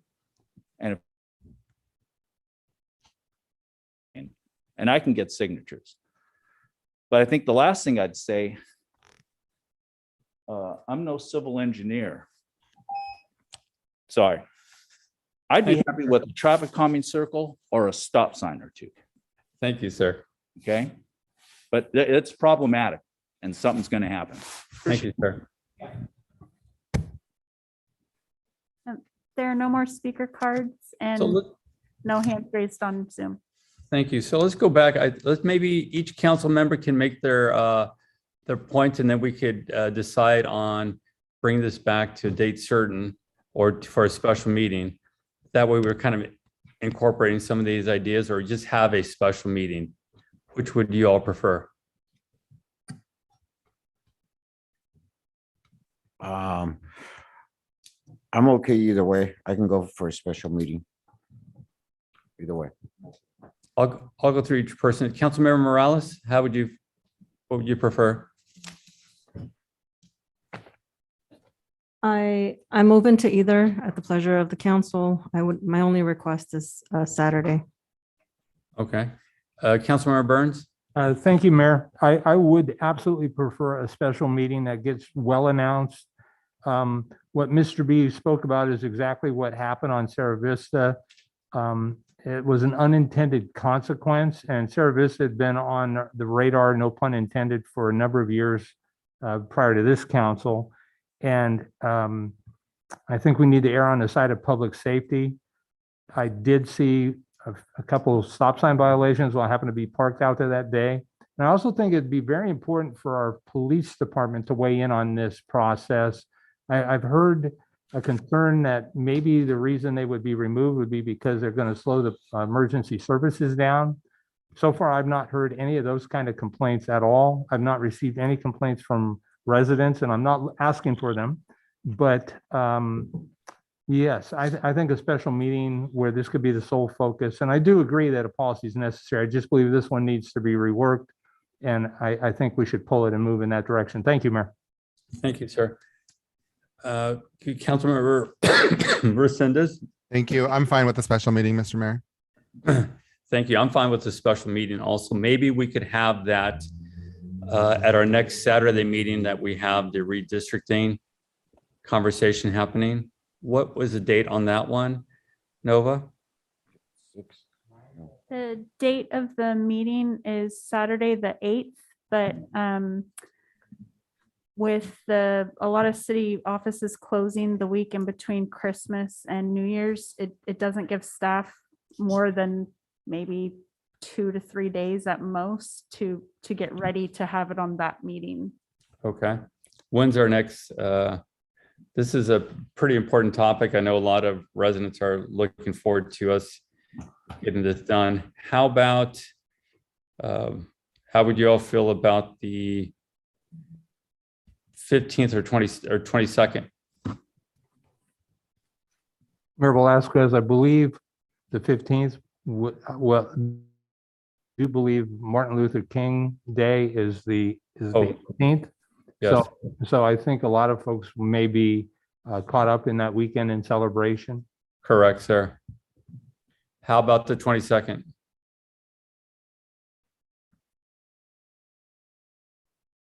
That will work for me, sir. Would that work for the rest of the council? I'm good. Yes. Okay.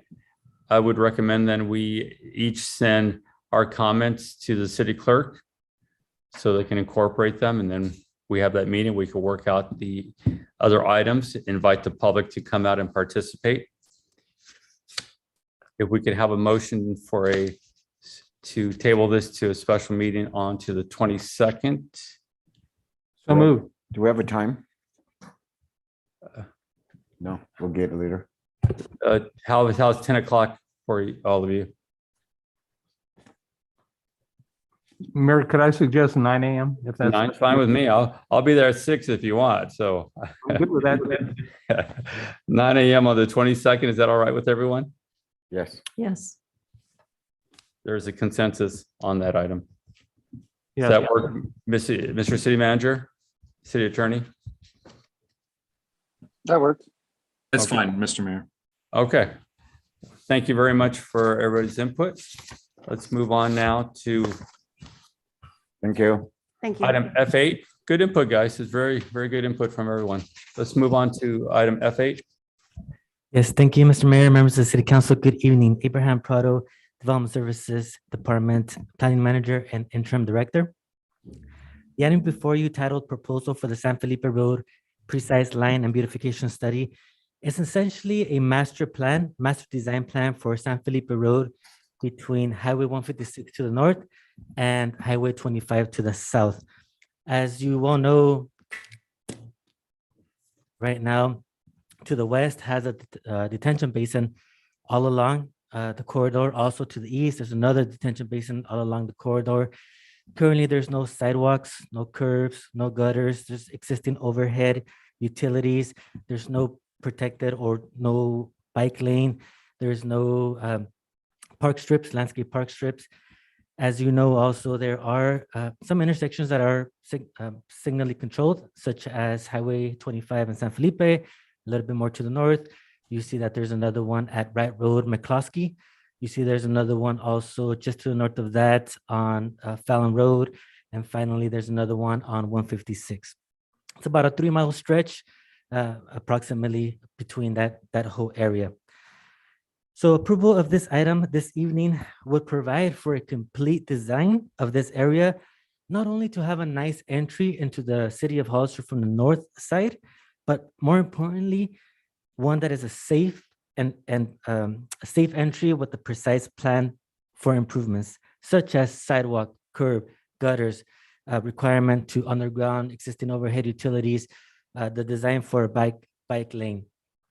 Also the design for potentially additional intersection improvements. I know that currently, because we have been working on other projects in the vicinity, there is discussions and requirements for another intersection improvement on Flynn and San Felipe, and then another intersection improvement on San Felipe, and where Burt Drive will be extending and connecting onto San Felipe as well. But there will be this precise line study would evaluate if those are the only ones, or if there's a potential for additional ones in that area as well.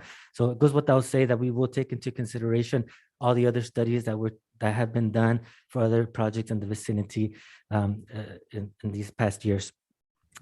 At this time, the city of Hollister unfortunately does not study for that corridor, for those improvements.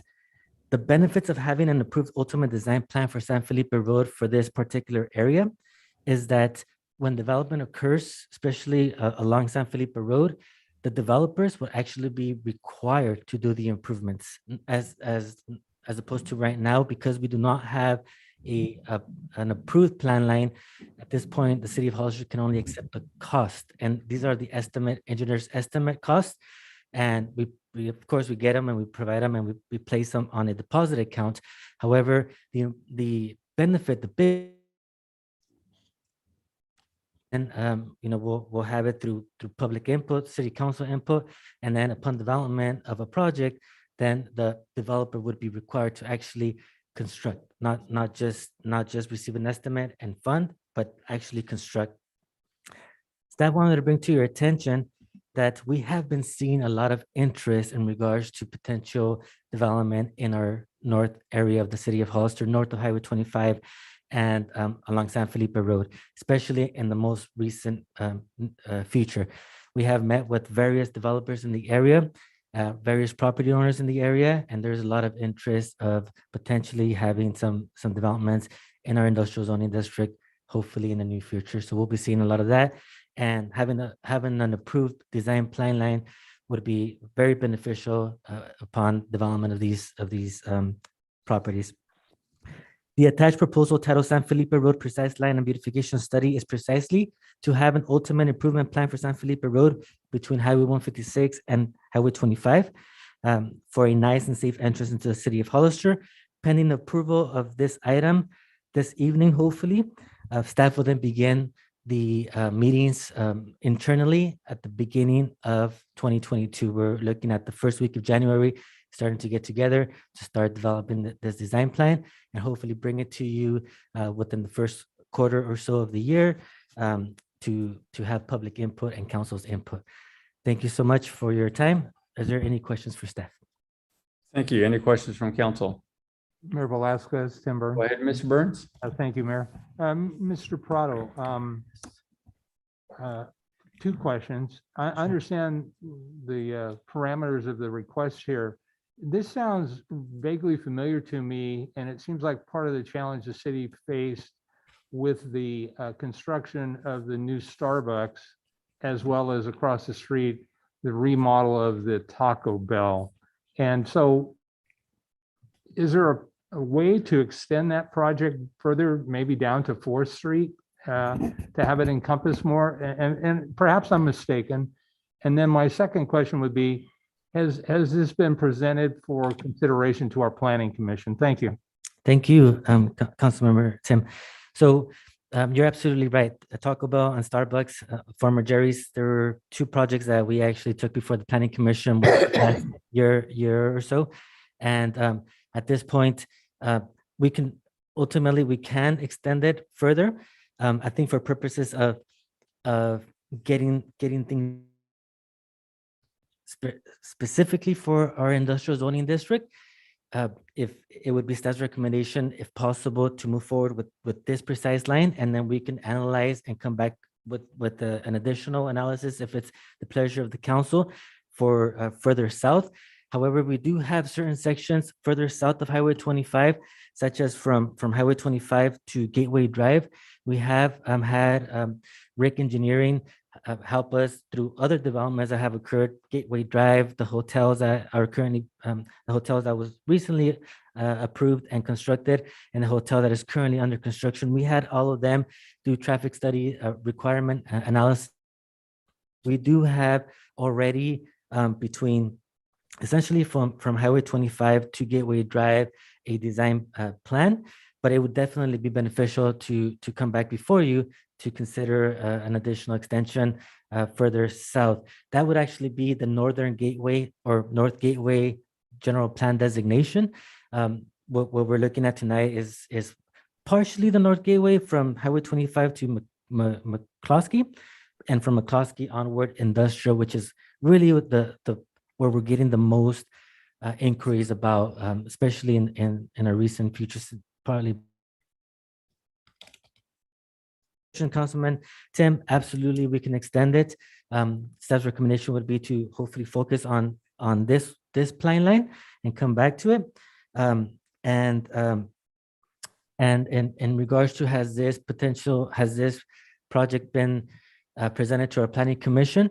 Not this per se. We have planning commission has seen all of the projects that have come before them. They're the ones that have taken action, but this actual plan line has not been presented to them. However, we would be more than happy to bring it back to them as well in January. Ultimately, they would be the ones, they would be able to look at it and provide comment to it. As you know, you as a council are the ones that have the last word. And our hope is for us to get the ball rolling and hopefully get it adopted, have it hopefully approved, and we can definitely bring it as an informational report to the Planning Commission in January. Thank you, Mr. Prado. No, I'm very supportive. I think it's very important. I would say it borders on critical for our gateways into our community. You only have one opportunity to make a good first impression. Sure. And in addition here, there's some, it sounds like there could be some certain cost savings if it's only through project management. And so I'd be very supportive of extending it or coming back for to expand it further south. But I am very supportive, and thank you for your work and your staffs as well. Thank you, Councilmember Tim. Vice Mayor Perez, go ahead, sir. That's a great idea to bring in a farther south of 25, especially on the east side of San Benito Street. I've seen a couple cars stuck in there and they weren't parked. Well, they were kind of parked, but yeah, but it's ultimately the safety for the residents. And as far as from 156 north, there is a lot of businesses that are talking about coming in, and it's really exciting for the future of Hollister. Great things are coming. I totally support this, especially if we can start. I don't know that if we could do something, especially between 25 and Wright Road, where we get a lot of pedestrian traffic, and we lost a fellow resident about a month ago or so. Yeah. But yeah, I totally support this, and great job. Not just you, but everybody in that they're talking to all these businesses coming in. It's really, really exciting. Thanks. Thank you, Councilmember Rick. Thank you, sir. Any other questions, comments? I just want to say I agree with all the comments. This is very exciting. A lot of things coming to the airport area. A lot of businesses interested in coming in, which is really going to be great for our community and employment. Very important, as I think Mr. Perez or Mr. Burns point out, you get one shot at that first impression. And I think if we can, as we're trying to do throughout the city, protect the bike lanes, make it pretty through there, give our residents a way to get to work on their bikes or in a safe manner, or again, something they can be proud of. So this is an important step. I agree. The other project going on now is between Gateway and N25. And we do need to extend that all the way south now. Now that we're making so much progress and we see what's coming, We need to make that final connection, that piece that starts to make sense of the whole thing. And again, with the protected bike lanes and again, a way for people to get to work on their bikes or in a safe manner, in a visually pleasing manner. So thank you for all your hard work. Abraham, do we have any other comments? Do we have any speaker cards? There are no speakers and no hands raised on Zoom. Thank you. Is there a motion? So moved. There's a motion. Is there a second? Second. Motion, second, roll call, please. Vice Mayor Perez. Yes. Councilmember Resendez. Yes. Councilmember Morales. Yes. Councilmember Burns. Yes. Mayor Velazquez. Yes. Motion carried unanimously. Thank you. Thank you. We are now at 8:28. Shall we take our 5-minute break? And we can come back at 8:35. Make that a 7-minute break. Is that all right with the council? Or do you guys want to keep going? It's up to you guys.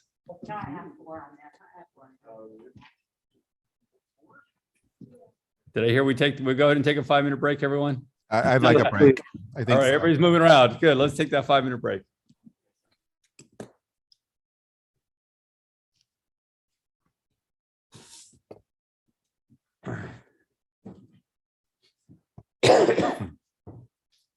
Mr. Mayor, your microphone's on. Yeah, just shut everything down.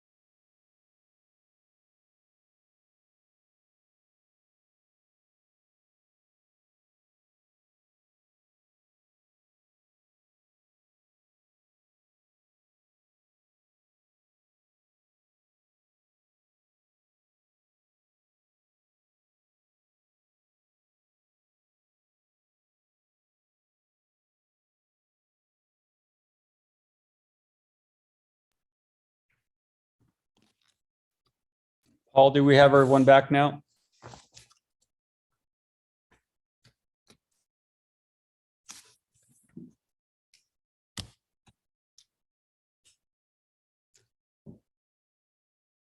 Are we still waiting for anyone? We have everybody back. Perfect. We're now going to move to item F9. Good evening, Mayor Velazquez and City Council. Tina Garza, Recreation Services Manager. The item before you is resolution number 221-240, and it's a resolution of the City Council of the City of Hollister approving an application for the Clean California Local Grant Program. And staff is recommending 2 site projects. The first location is at the north side of the River Park Trail. And through the combination of adding beautification measures and art in public spaces, along with a remove of little projects, the effort will enhance our community and improve space for walking and recreation. Staff did meet with Mark, acting engineer, and the project that his staff is working on, the North Gate beautification project. We are working on connecting the 2 projects together. So we were excited about that. I know it's not in the report, but we met with him last Monday to go over some of those connections. And then our second recommendation is along San Felipe and Frontage Road. Just before us, Abraham Prado made a presentation along San Felipe, but this would be down Frontage Road, and it would be another connection to some local services within the county. So staff is recommending that we work with the County of San Benito and applying for this grant and partnering with them. And we would also like to pursue the hiring of a grant writer and looking for council's approval. Are there any questions? Thank you. Any questions from council? Mayor Velazquez, Timber. Go ahead, sir. Thank you. So I just want to be clear that, do I understand correctly that we've already been awarded and we're going to receive almost $2 million in a grant? So this grant, we're requesting to apply for the Clean California Local Grant Program. It is through Caltrans, and this is the River Park Trail is one of them. So it extends. It will be an extension to the River Park Trail, and then the second one, since we're already applying for the grant, we were approached by the county to see if we'd like to work on Frontage Road for pedestrian bike lanes. So that would be the second application that we're looking into. There's a maximum grant of $5 million, and each project, if awarded, it could be at least 2 million each. Okay, just the language was confusing to me. I was all ready to celebrate, but. Oh. That's on the next item, sir. All right. Yeah. All right, that's my question. Thank Okay. you. Any other questions from council?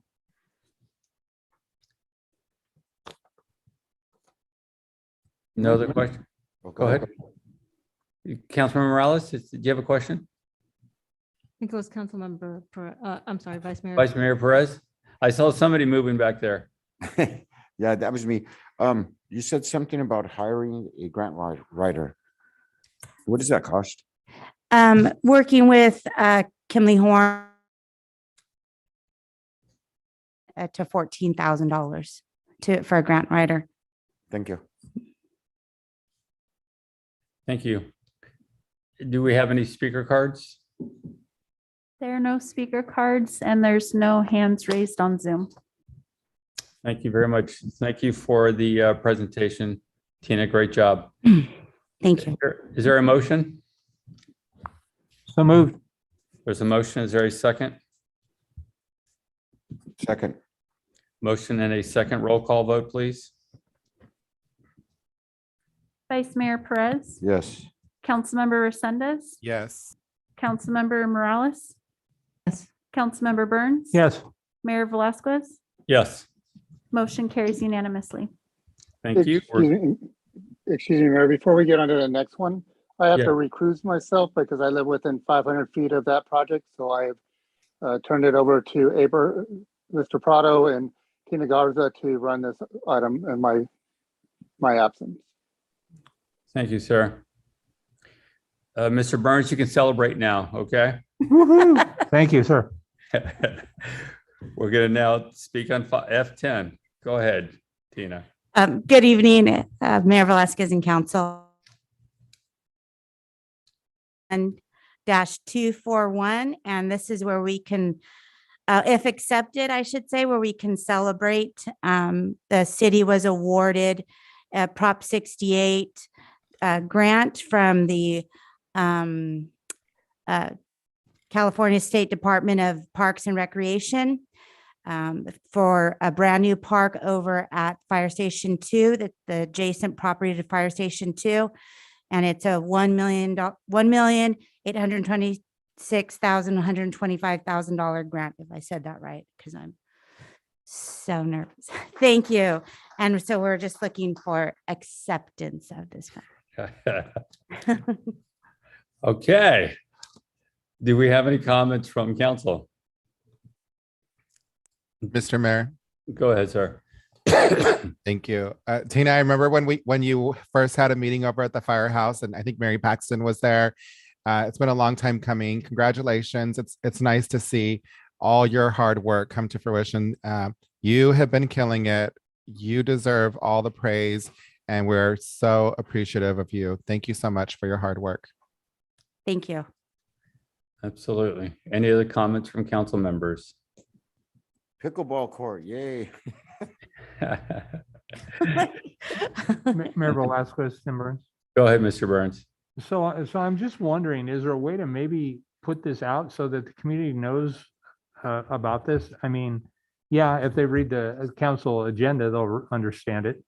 But I think that this just, again, is a classic example of city staff. They're not looking for attaboys and attagirls. They simply are looking for respect and support. But I do think that this is worthy of some sort of a press release or something of that magnitude, because again, this is city staff making our community better for us.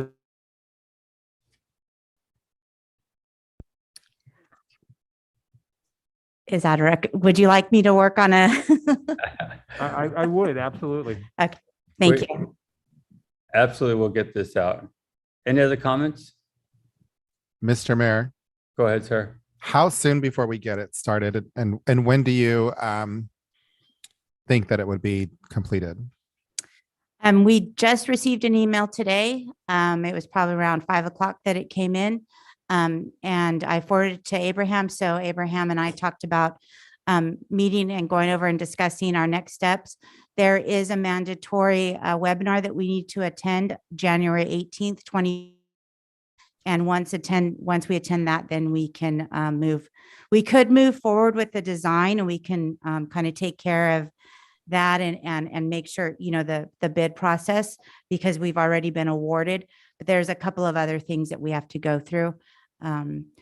Abraham and I talked about kind of kickstarting the beginning of the year. We're just kind of wrapping up a few things. As you guys heard earlier, we will take the next week off, and then January 3rd will.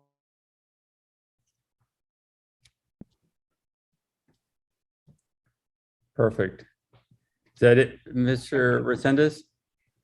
Yes, Mr. Mayor, thank you. Thank you, Tina. I just wanted to say thank you to you and all the other staff members. Mr. Resendez said it earlier. You guys have been on an absolute roll, making things happen. I was talking to the city manager last week. I think we're probably close to $8 to $10 million in grants this year that we won through the city, if not more. And your team really has been doing a tremendous job. Mr. Burns, you're absolutely right. We need to get this out to the public, and we'll make sure it's in the next newsletter and absolutely a press release. Just want the people to know we have been winning a lot of grants in this city, and it's exciting. And I'm looking forward to incorporating the grant writer. So we're going to be winning quite a bit more in the following years, and we're going to be doing these projects that we've been dreaming about. The fishing pond, finishing that trail around, and all those other great plans that we have in place, and we're finally getting to them. So thank you so much, and thank everyone involved in that process. Ms. Morales, did I see you raise your hand? Yes, thank you. Okay, go ahead. I just wanted to say, work that you've been doing, and I look forward to working with you in the future. Thank you. Thank you. Do we have any speaker cards? Yes, we have one speaker on Zoom, Robin Pollard. You can go ahead and unmute yourself. You hear me? Yes, we can. All right. So this is really exciting news. I've had 3 people in the last couple days ask me what the $1.8 million was for the on the agenda, and I did not know it was for the new fire station park. So I'm going to be letting those people know that that's that fire station, that fire safety station park will be really a great asset to the community. And thank you, staff, and for everyone for being so patient while we go through all the process of applying for these grants. Have a good evening. Thank you. There are no other speakers. Thank you. Is there a motion to accept this grant? So moved. There's a motion. Is there a second? Second.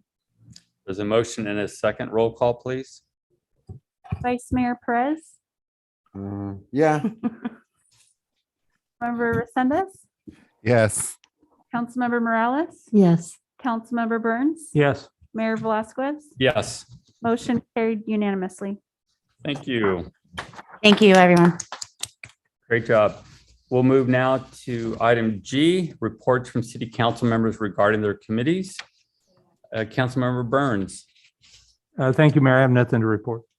Vice Mayor Perez, Nothing to report. Councilmember Morales, Nothing to report. Councilmember Resendez. Thank you, Mayor. I attended COG last week, and they will be presenting about the RENA numbers that we talked about last week. Thank you, sir. Mr. Resendez covered the item. The RENA numbers are a very important issue. I do want to say that the entire COG board was not happy about the numbers that are being handed down by the state.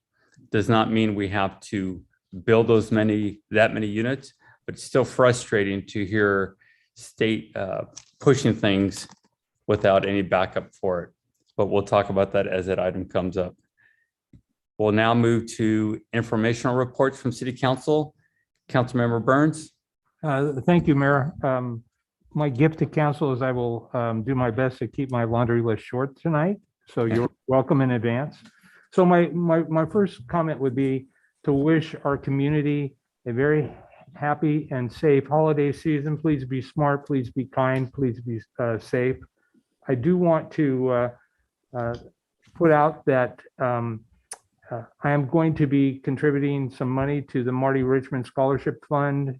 And if you have some additional resources that you're looking to deposit before the end of the tax season, please either reach back. LULAC has been kind enough to administer that scholarship fund, and I'm looking forward to being part of that process to award our graduating seniors through LULAC some scholarships. So please consider that. For council's consideration, I would like for the council to take and consider in January or February or March of 2022, maybe doing a leadership and team building retreat for all of our appointed and elected city officials. We know that we're going to get some, I believe, some potentially great future, relatively young in its age, excluding the mayor. And I'm not talking about physical age, I'm talking about years of experience. So I think that could work really well. I've actually worked in the past with a specific consulting firm, and I've asked for them to provide me with some specific information that I will share with the council once I have it, but I'd like to see us maybe move forward in that regard. I did talk a little bit about my experience on Highland and the speed issue, and we talked a lot about that. So I look forward to working with staff to really create a dynamic policy that will work for all parties involved. I had an opportunity via Zoom to attend the 150-year anniversary committee meeting. I will say, first of all, members of our community that are committed and dedicated and chose to do that on their own time. They are starting to gain some momentum, and I look forward to seeing their good work as it moves forward. I did want to talk for a moment. I'm still concerned about the fact that apparently we don't have covers for our parklets, and next week, as I understand it, beginning tomorrow, we're going to see some significant rain. And those things, if they're not water prevented or rain prevented construction, they seem kind of like they're useless at this point more than we'd like for them to be. Two things. First of all, I've learned something new in the last couple of weeks, and I would like for our council to consider maybe creating an assistant city manager position. I know Mr. Miller is Superman, but sometimes he has that challenge that he can't be everywhere at all the times, and I think we could definitely benefit from assistant city manager when he's not available. I know in the past it may have been a department head, but I would like to see a new position to assist the city manager, and so I'd throw that out. And finally, Mr. Perez and I are coming to the end of our first year. It's going to be good to on council, but we've still got a lot to learn. And one of the things that I've been part of that I failed at, quite candidly, was moving forward a term limit recommendation to council. And so I would like to volunteer to be part of that process. And Mr. Epperson, if you can hear me, I'm wondering, initially I thought to move forward a term limit recommendation would require a vote of the people, but since we're not a charter city, my thought is that it could be as simple as a simple majority of the council choosing to amend it. And so I'm hoping you might have some comments on that. And with that, I will conclude my comments for today. Thank you. Thank you, sir. Vice Mayor Perez. Yeah, I'd like to reiterate some of his things. One is, first of all, for the community, this is a holiday season. Please drive careful. Call Uber, call somebody. It's like, call a taxi. There's people that care about you. They want you to come home. We've lost a lot of people this year. Grace Baldwin, she is a local senior graduating this year, and she is doing her senior project, and she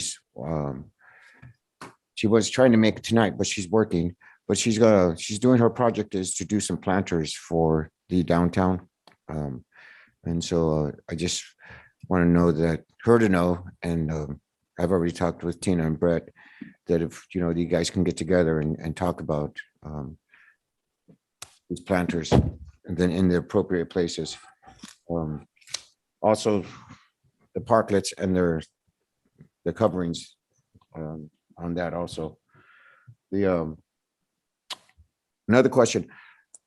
So I've noticed that we have pictures of council and the city manager and city clerk in various city buildings. I was wondering, why isn't the city treasurer up there if we're doing elected officials? And it's not that I don't like seeing your face, Brett or Christine, but why are we putting up higher contracted employees up there instead of just elected officials? I don't know how we came up with these decisions. I was just wondering about that. Also, redistricting webpage. I don't know, I don't know if any council has tried to get on there, but I don't know if it's just my inability or my technical challenges, but I haven't been able to come up with the old maps. So I I'll be contacting staff to help direct me in that area, help me out. Also, the term limits. Be able to just direct, if we could just direct staff, I guess we'd have to hear from Jason first about just putting in some term limits. Just, I mean, because we have an ad hoc committee, but have you guys met yet, or what's the progress on that?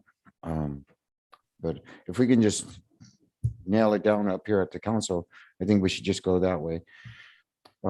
Succession plan, it's like, do we have a plan in place? I mean, you know, if someone gets sick or is decides to leave, our one of our department heads, or our contracted staff, do we have someone that's ready to take their place? You know, grant, God forbid that something bad would happen to them, but we do have a city to run. And so it's like, it'd be neat to know that we have people in place ready to step up and take their spots and run with the ball until we can get someone permanently. Yeah. Awesome job on the grant writing. I don't know much about grant writing, but I don't know why we don't have our own grant writer as a full-time position. But I'd like to get some more information on that from staff. And Merry Christmas. That's it. Thank you. Councilmember Morales. Thank you, Mayor. I'd like to see on when the warrants are on consent that the following breakdown be added to the finances, and that includes approved budget, actual expenditure year to date, and percent allocation. Also, there's the difference between the fund and the division. I'd like to see a cross tabulation of that also be presented. In terms of additions, I concur. I think we would benefit from adding a full-time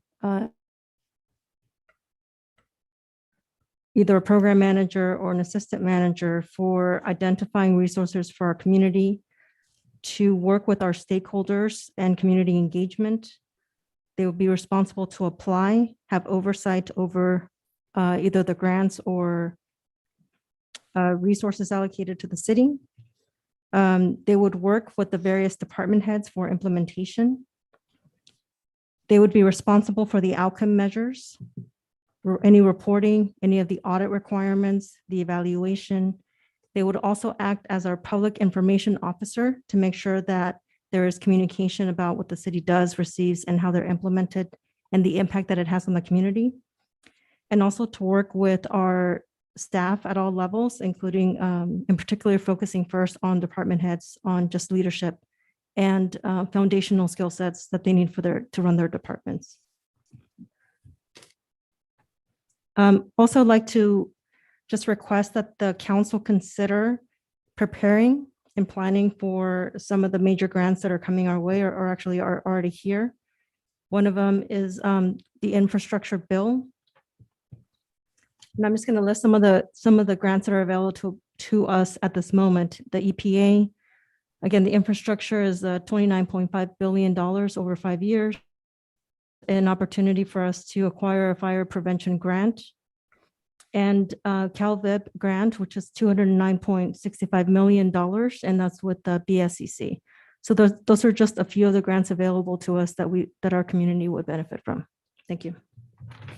Thank you. Councilmember Sendes.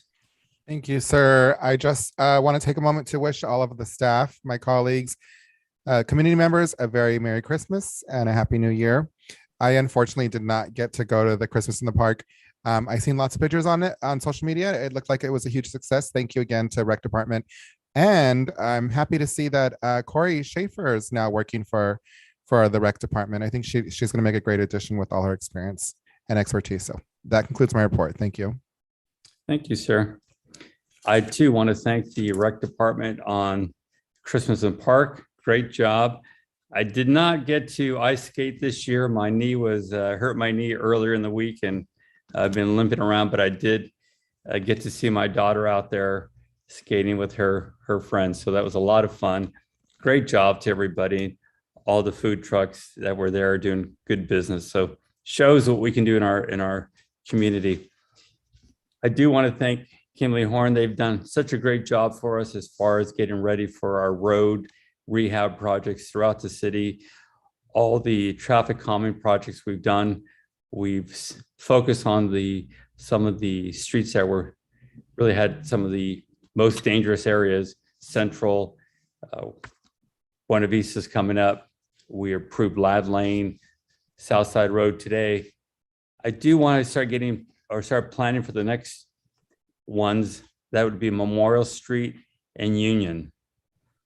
So we can start working on some of these ideas again to create these protected bike lanes, slowing down the traffic on some of these areas, whether we're using traffic calming circles, speed humps, whatever it is, or some of the designs, horizontal, lateral, or vertical. We need to keep going with this. It makes a big difference, especially with Memorial, knowing that it's going to be extended. We need to incorporate the designs into anything that happens anymore in our city. So it's there out of the gate in a design that makes a lot more sense. We don't want to go back and have to figure something out later that's going to cost us and the residents much more money to keep them safe. So I'm excited about everything going on. I want to thank everybody for this year. We had a very, very productive year. Council, you guys were just awesome this year. Staff, incredible work getting all that grants that you did. And city manager for leading the team. Really impressive job this year to everybody.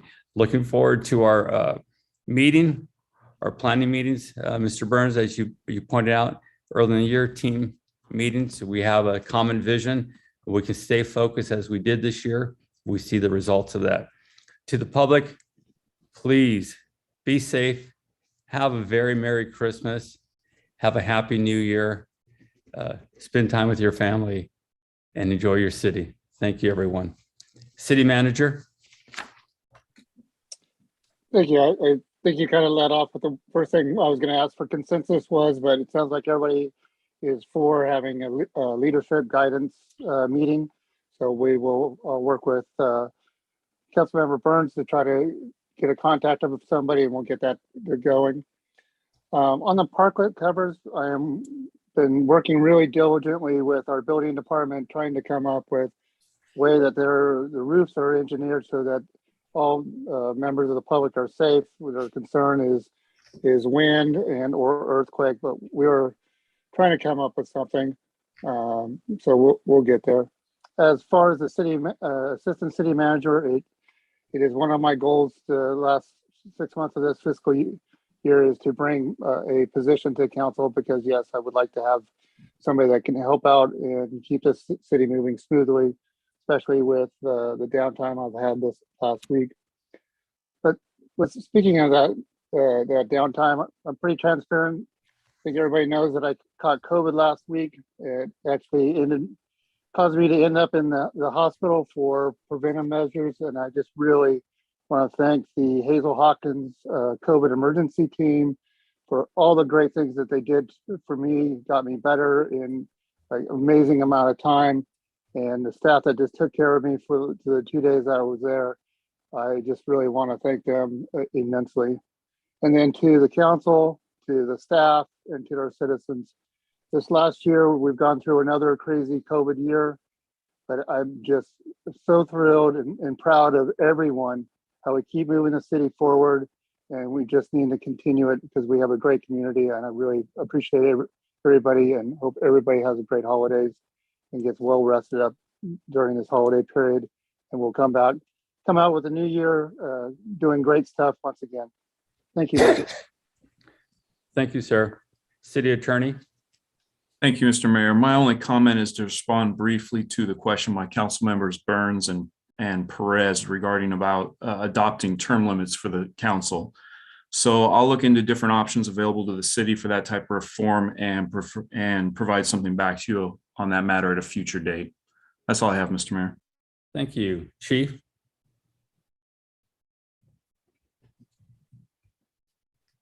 Yes, Mr. Mayor, members of the city council, we'll try not to go past the 3 minutes.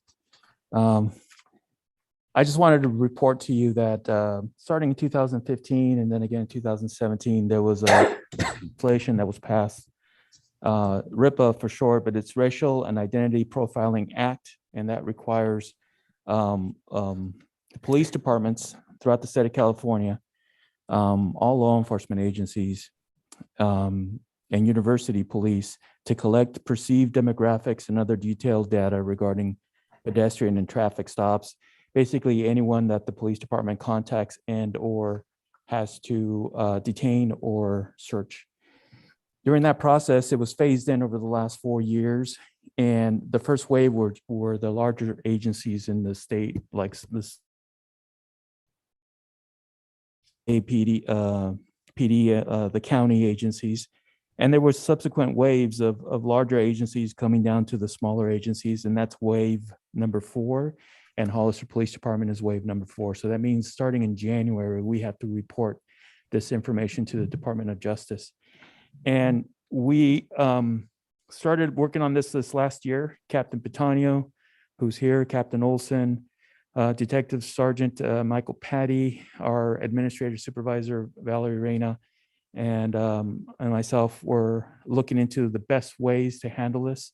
And just to give you an idea, it's a 4-page report for every person that we contact and we detain. First part is the officer's information, how many years of service and what their assignment it was at the time. The setting, the date, the time, the contact, how long it lasted, the street and whether the person is a student, and then what the perceived race or identity is of the person, the perceived gender, perceived any disabilities, the reason for the stop. Was it a traffic violation? If so, was it a moving violation, equipment violation? And reasonable suspicion that engaged that the reason for the stop. And there's several.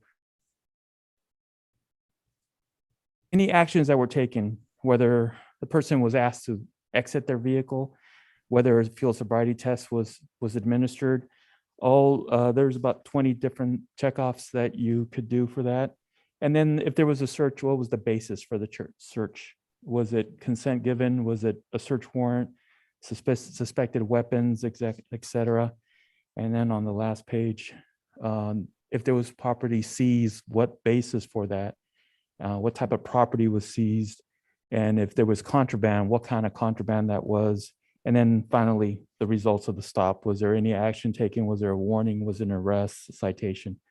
And the team that was assigned to look what is the best way of getting this information, obviously filling out 4 pages for every contact can be time consuming.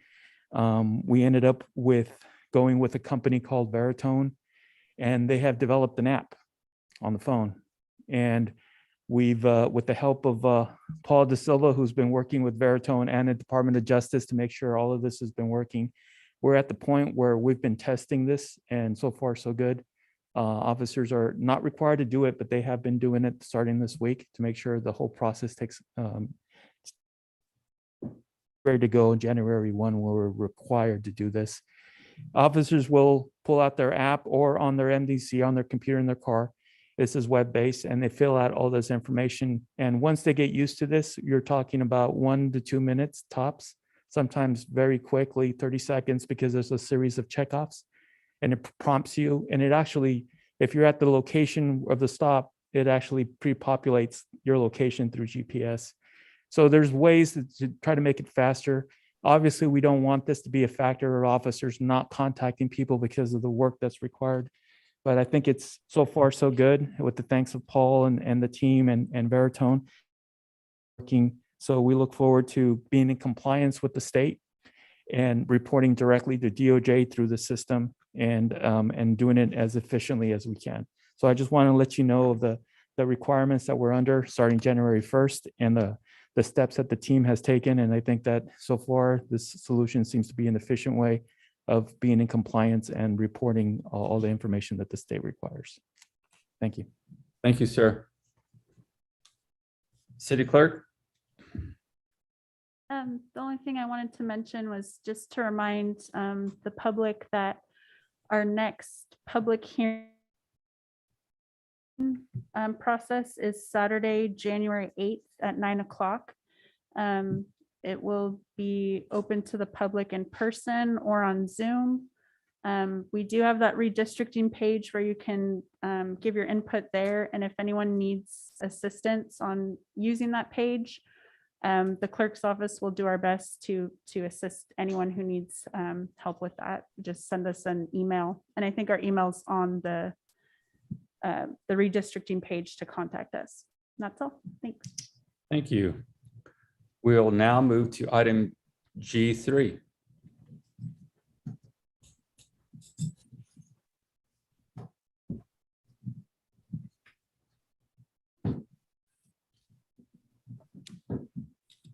Good evening. This is Eva Kelly with the Planning Department. Can you all hear me? Yes, we can. Great. Thank you. Item G3, if you'll recall, at a few meetings ago at the council, I presented on the RENA methodology and the current process that city staff and county staff and San Benito Council of Governments, COG staff, was at with preparing the RENA methodology. And the council requested some more information on RENA and what that means and a little bit of how the methodology preparation process works. So San Benito Council of Governments staff was kind enough to prepare a presentation for the council tonight to discuss more about the methodology. So I do have, I believe, COG staff online, and I will hand it over to, I believe, either Mary Gilbert or Veronica Lezama for their presentation. Good evening. Can I be a panelist? I'm trying to share my screen here, but I don't see it. Oh, there we go. And then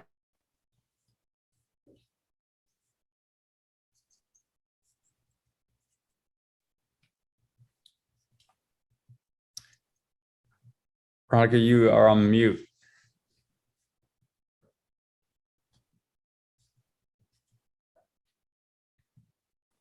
okay, can you hear me now? Yes, I can. Okay, Thank you. perfect. And I assume you can also see the presentation slides? I cannot. Okay, one moment. Is that up there? We're not seeing it. 1 second here.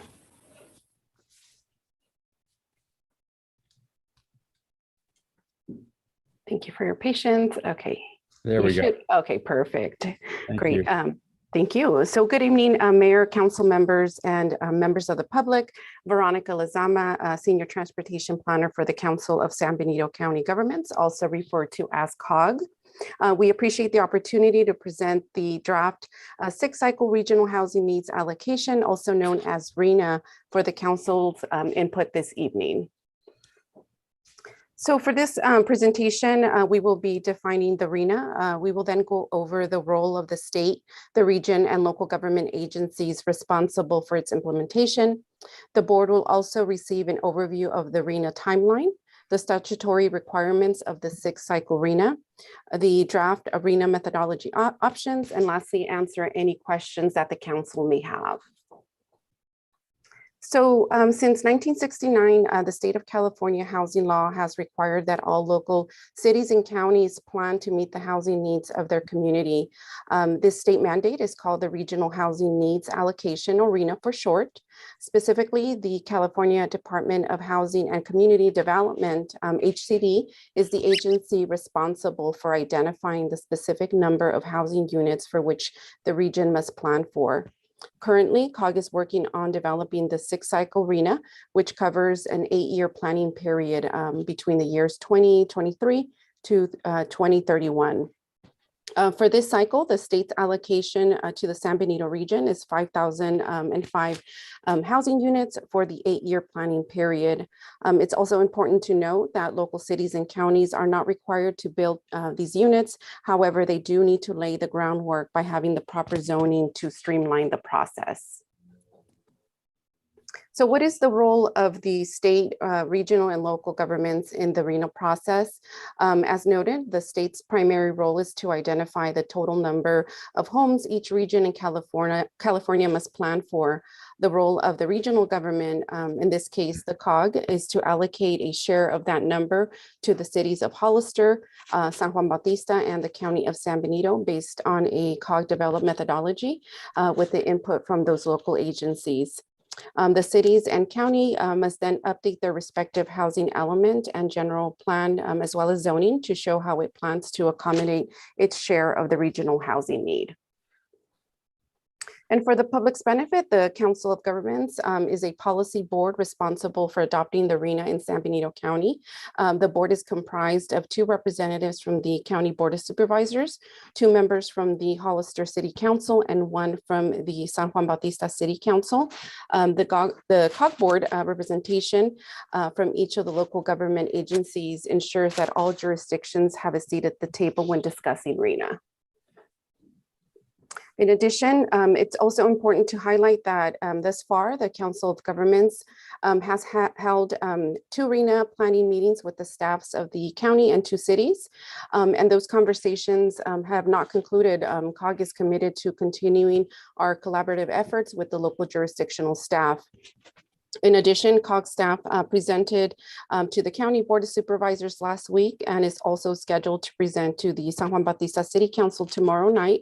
And we look forward to hearing from all of our local government agencies on the 6th cycle RHNA. And before going into the RHNA draft allocations, I wanted to briefly go over the timeline. So in late September of this year, HCD presented COG with its RHNA number. During the months of October through December and into January, COG staff will be continuing those conversations with local agency staff on the draft RHNA numbers. Last Thursday, the COG board provided some initial feedback on the draft RHNA methodology options, which again will be presented momentarily. The COG board also directed staff to encourage the cities of Hollister, San Juan Bautista, and the county to write a letter of concern to HCD regarding the 5005 RHNA allocation number. The COG board is scheduled to have a special meeting on January 11th to continue its conversation on the RHNA. Then at their January 20th meeting, the board will then hold a public hearing, approve the preferred RHNA methodology, and authorize staff to submit that to HCD for input. During this time, local jurisdictions may appeal their allocation number to the COG board. If there are no appeals, then the COG board will then release the draft RHNA for public comment sometime in either March or April. And upon closing of the public comment period, the final RHNA is then adopted and local agencies will have up until December 2023 to update their housing element to reflect the RHNA allocation. So at this time, I would like to go ahead and turn it over to Beth Jarris, Program Director at PBR, who will be going over the statutory requirements of RHNA and draft methodology options for your input. Thank you. Thank you. This is Beth. Can you hear me okay? Yes, we can, Beth. Thank you. So there are 5 primary statutory objectives to the regional housing needs process. To be respectful of your time, I won't read the statute word for word. I will summarize. Objective 1 is to increase the mix of housing types in an equitable manner, and you'll note that equity is a key to objective 1. Objective 2 is to promote infill development and socioeconomic equity. Again, we see equity as a key objective. Next slide, please. Objective 3 is to improve jobs housing balance, and that's both in terms of the total jobs housing balance and also ensuring that there's lower income housing in close proximity to lower income jobs. Objective 4 is to allocate more lower income housing to jurisdictions that have historically had less lower income housing. And objective 5, that phrase affirmatively furthering fair housing basically means that areas that have historically had less lower income housing need to add more and need to address any historical segregation or inequality. Next slide, please. There are also 13 factors that COGS should consider. So when HCD presents this information, they note that no region has incorporated all of these factors in their methodology, but they may and should consider any that are important to their region. And those include the jobs housing relationships, opportunities and constraints to development, and statute is very particular about which opportunities and constraints may be considered and which may not. 3 is maximizing transit and transportation infrastructure, directing growth toward incorporated areas, loss of assisted units, high housing cost burdens, overcrowding, farm worker housing needs of college students and those experiencing homelessness, loss of units during an emergency, SB 375 greenhouse gas reduction targets, or other factors as determined by the COG. Next slide, please. And note that in the 5th cycle, the regional housing needs determination for the region was 2,194 units, which you see at the very bottom part of the screen there. And the allocation across the 3 jurisdictions is in that far left column. So 1,316 units allocated to the city of Hollister out of that 2,194. And also the middle column shows the total number of permits that were issued over that same period of time. And the entire region has done quite well in constructing the units that were planned in the 5th cycle. More than 70% of units that were planned for were built. And again, the whole process is about planning and making sure that there are adequate sites and making sure that housing elements are up to date. But the region has also done a lot of housing construction over the last cycle. Next, one other piece to keep in mind, that 2194 number. With the 6th cycle, the one that we're going into, there are several changes in state law that have increased the housing allocation to all regions around the state. Regions allocations have doubled or more than tripled in some cases. So the housing allocation for San Benito County is 5,005 units for 6th cycle. And the state also issues allocations by income category. So 1,110 very low income units, 890 low income units, 947 moderate, and 2,058 above moderate units. Next slide, please.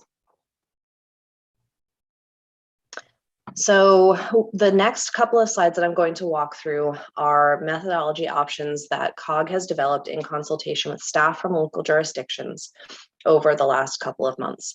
These are a starting point for discussion, and as was alluded to earlier, perhaps not the ones that will be going forward, but to give you a sense of where this is coming from, the leftmost column where it says housing is the number of housing units that are expected to be constructed as part of the regional growth forecast that AMBAG produced for the transportation plan.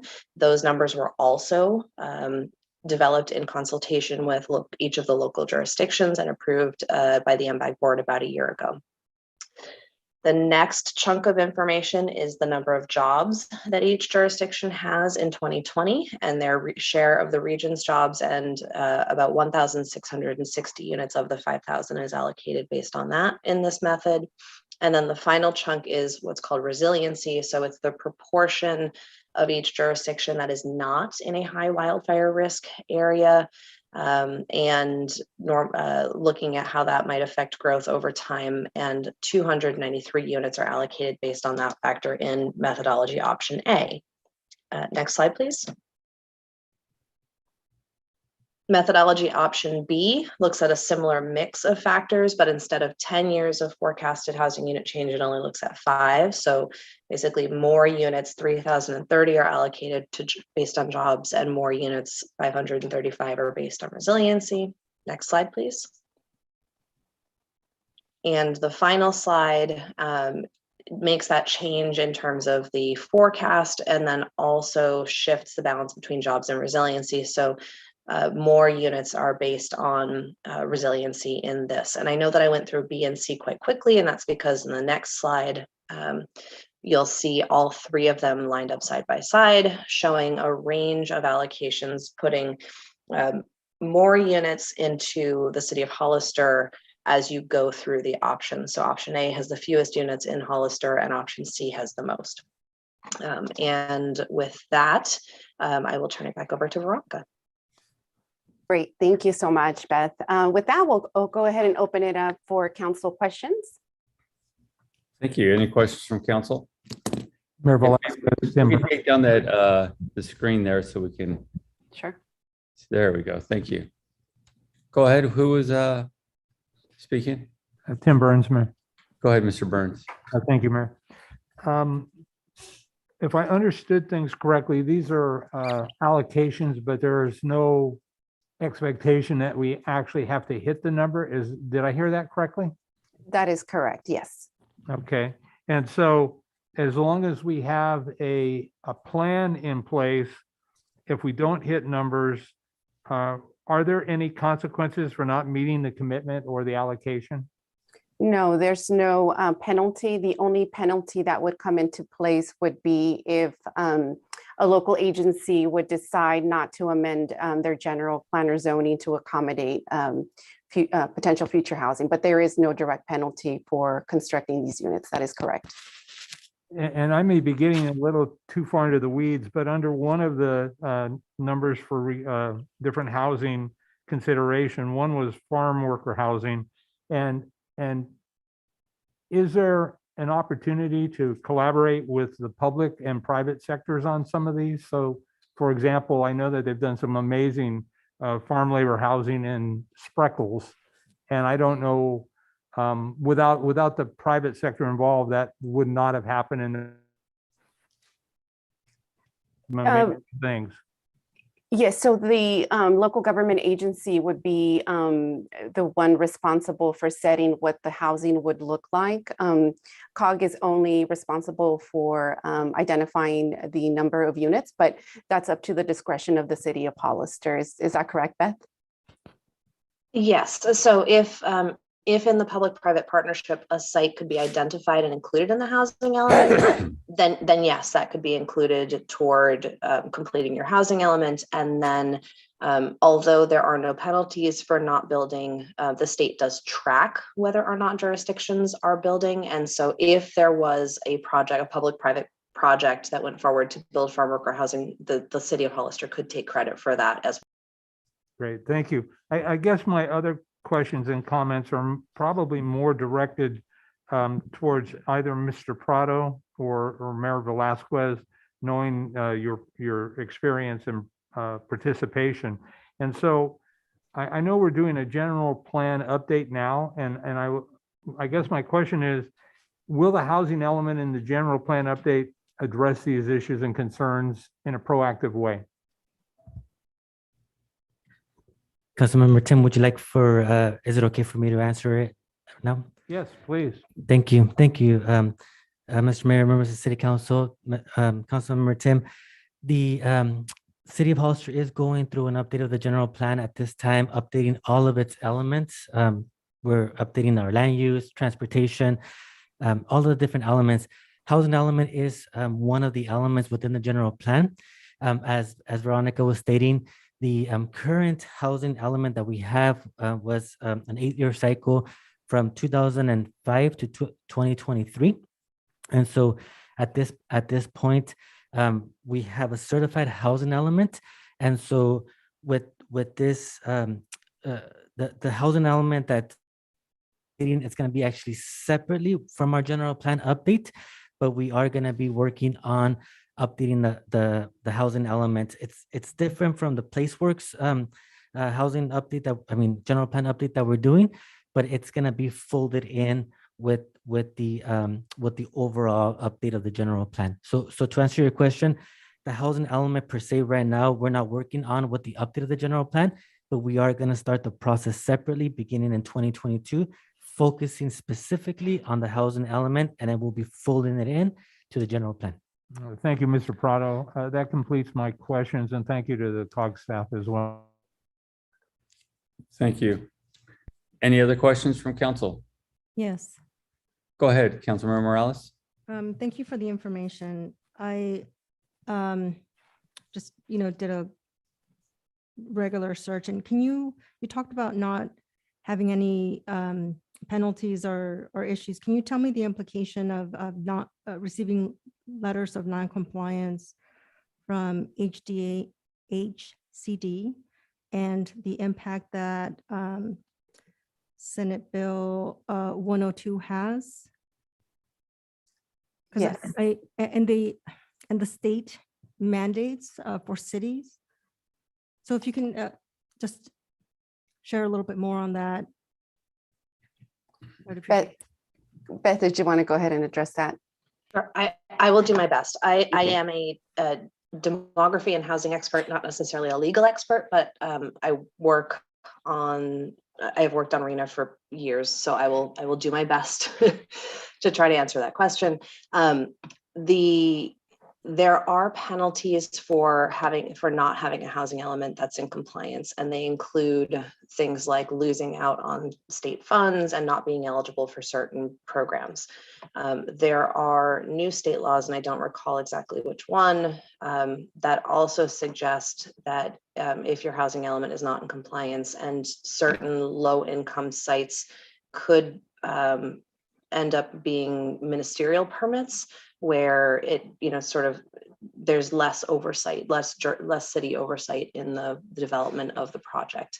But I don't have a lot of detail to share about exactly what penalties could be in place. And if I may, Councilmember Morales, what we can do is do a look into seeing what potential funding, would be at risk. But again, that would only happen if a city or a county does not amend their general plan to accommodate RENA. And not associated with actual, building of the units. Thank you. Any other questions? Councilmember Morales? Did you touch on Senate Bill 102? Beth, are you more familiar with that? I'm not as familiar with that. I am not. Yeah. Can we get information back in another way? Sure, we can do that. For Mayor. Is that it, Councilmember Morales?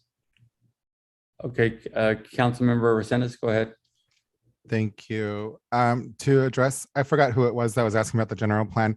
I believe, Mr. Prado, that we are asking, the general plan committee is saying that we want higher density in downtown. So I think it would address the RENA numbers if we were to allow that. I think there's a push from the state to have more higher density mixed use projects near transportation hubs, is my understanding. Even though we're not required to build out, I just want to point out that we almost met the RENA numbers looking at that last report. We were very close to it. So even though we're not required to build it out, it does happen, and we're very close to meeting that. Also, I was going to ask the COG staff to please provide us with the policy that dictates how the RENA numbers come about.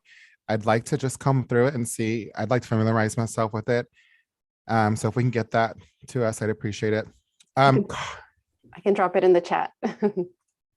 Okay, perfect. And then just to speak as to what happened at COG, I think everybody there was not happy about the RENA numbers.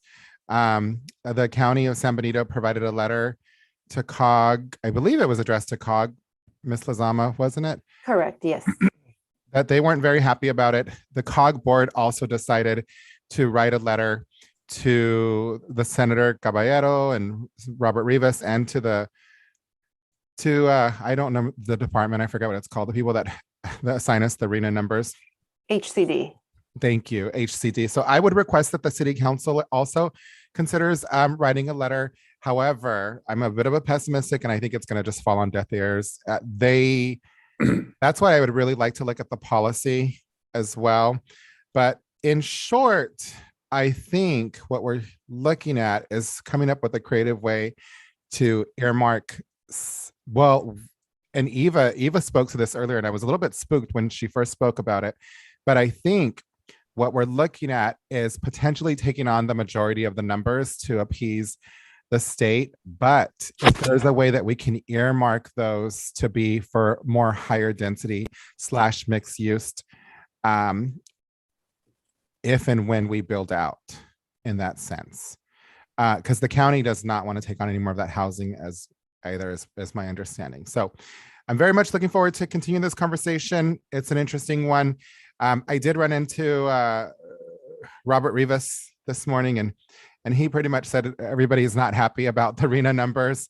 But I think that there's a push from the state as well. I think I discussed that with him, to have more higher density next to transportation hubs, and the state's trying to look at it in a different light. Single family homes, I don't know of any elected official here in the county that is in favor of approving or building any more single family homes, but I do think that we need more affordable senior housing, higher density, multifamily. So I'm all for that if it's done in the right way. So those are my comments. Thank you so much. Thank you, sir. So I'll make a few comments unless any other council members have questions or comments. Mayor Velazquez, Tim Burns, one Go line. ahead, sir. If the redistricting that was proposed goes through, will that alter this in any way? No. Thank you. So I do want to give some input on this. It can be a complicated issue here, as is mentioned. Basically, the RENA numbers are assigned, and it is what it is. And there really is, if we send an appeal, that they're going to reject the appeal and say, you have to do the numbers. The concerning part of this whole thing is these numbers have now doubled. You can see the impact of just the last set, we did 72%. Right now we're at capacity on Highway 25. COG has been working diligently trying to get this new road built. But with all the requirements from the state, that's still 10 years out. Even though the voters voted for it, we have the money to fund it, it's still 10 years out with all the work that needs to be done as far as environmental studies, designs, and so on, all through some of the state rules. Same thing with the rail. We've been working on trying to get rail. That's a good 10 years out, plus another 100 million, if we can get the private owner of the rail line to let the community use that rail line. But there's different ways to do this. It's very important to understand, as it was pointed out, the numbers don't mean we have to build. But if we're not planning wisely, that's what ends up happening in our community. We've seen this already. We've seen this endless amount of single family homes being built in our community. And really what's happening is it's pushing out our own residents. Now, when you look at the slides presented earlier, the state will say things like what they really want is more affordable housing for the communities and low-income housing and so on and so on. But 50% of the numbers are for above moderate. In other words, they're for single-family homes. This is where we get into trouble. And I've said this before with the state. The state just needs to be more upfront and honest about it instead of hiding it in different ways. But as a community, smart planning really changes the game here. And I think our general plan that we've been working on, it's going to be coming to us for approval this year. We took a lot of that into consideration, really working towards a higher density within the city, because the issue that's been happening is builders have just said, we don't want to build high density. We want to build single family homes. That's where we make all our money. And unfortunately, over the years, we've allowed this to happen over and over and over again. Now, the laws have changed in our state. So partly I'm against a lot of these things, partly I'm for it. And what we could do and what we need to do is make sure each and every project is or has a higher density, so we have a higher mixed use within every community along with the single family homes, rather than before it was all single family homes and then we'll throw a duplex at the corner of the project. Now we could, as a city, demand any and all projects to have a higher density. That will help meet these requirements with the RENA numbers, and it helps our community because now we're providing housing for our own community rather than just single family homes. So that really has to be a priority. The density is the key to this in the future. The other thing we need to do is work with the county to take their numbers in and put them into the city. Now, that might sound counterintuitive and say, well, we don't want that. But the reality is the infrastructure is within the city.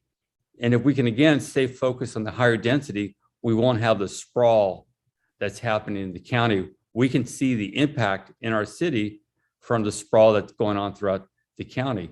And I think the county now sees the impact to them also. So we need to work with them. And I think at this time, they might be willing to start working with us, maybe assign some of those numbers back to the city where we can control growth through higher density, which doesn't mean we're stopping growth, but we're planning better because it helps financially as far as our infrastructure. It's not creating the same strain as before with more and more and more roads or more need for more schools. The thing with higher density is a lot of our residents right now are already doubled up in homes. So this gives them the opportunity to buy some of these multifamily homes. So that starts to make sense. The reality of single family homes is most people buying them, or a great majority, and we need to get these numbers, are really coming from out of town now because very few residents can afford $800,000 homes in our community. So planning well, being smart about it can lead us to a program that makes sense. One of the things that we discovered last year when the state was coming down with mandates on building, I pointed this out, was the county is actually exempt from these mandates because it's a rural county, more than 50% rural. So they're actually exempt from having to comply with these state laws because the state themselves say we need to preserve prime ag land, ranch land, all these things they want to preserve because once we lose it, we lose it.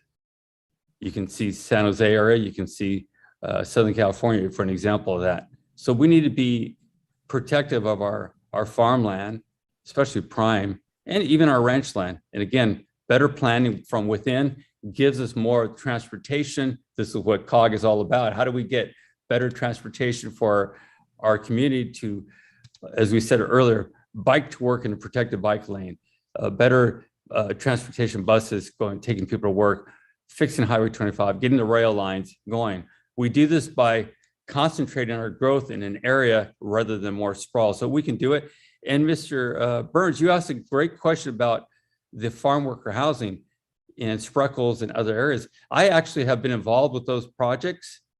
I've been touting them for quite a while to our community about what they are doing in Monterey County. My company is fortunate enough to be working on all of those projects for farm worker housing. There are ways, great ways to do it. And there are ways that those could be done within the county. And this is where that partnership happens. And I think now, I see a partnership with the county where we're all understanding the impacts. What we can't afford any longer is growth that really we can't control. Our schools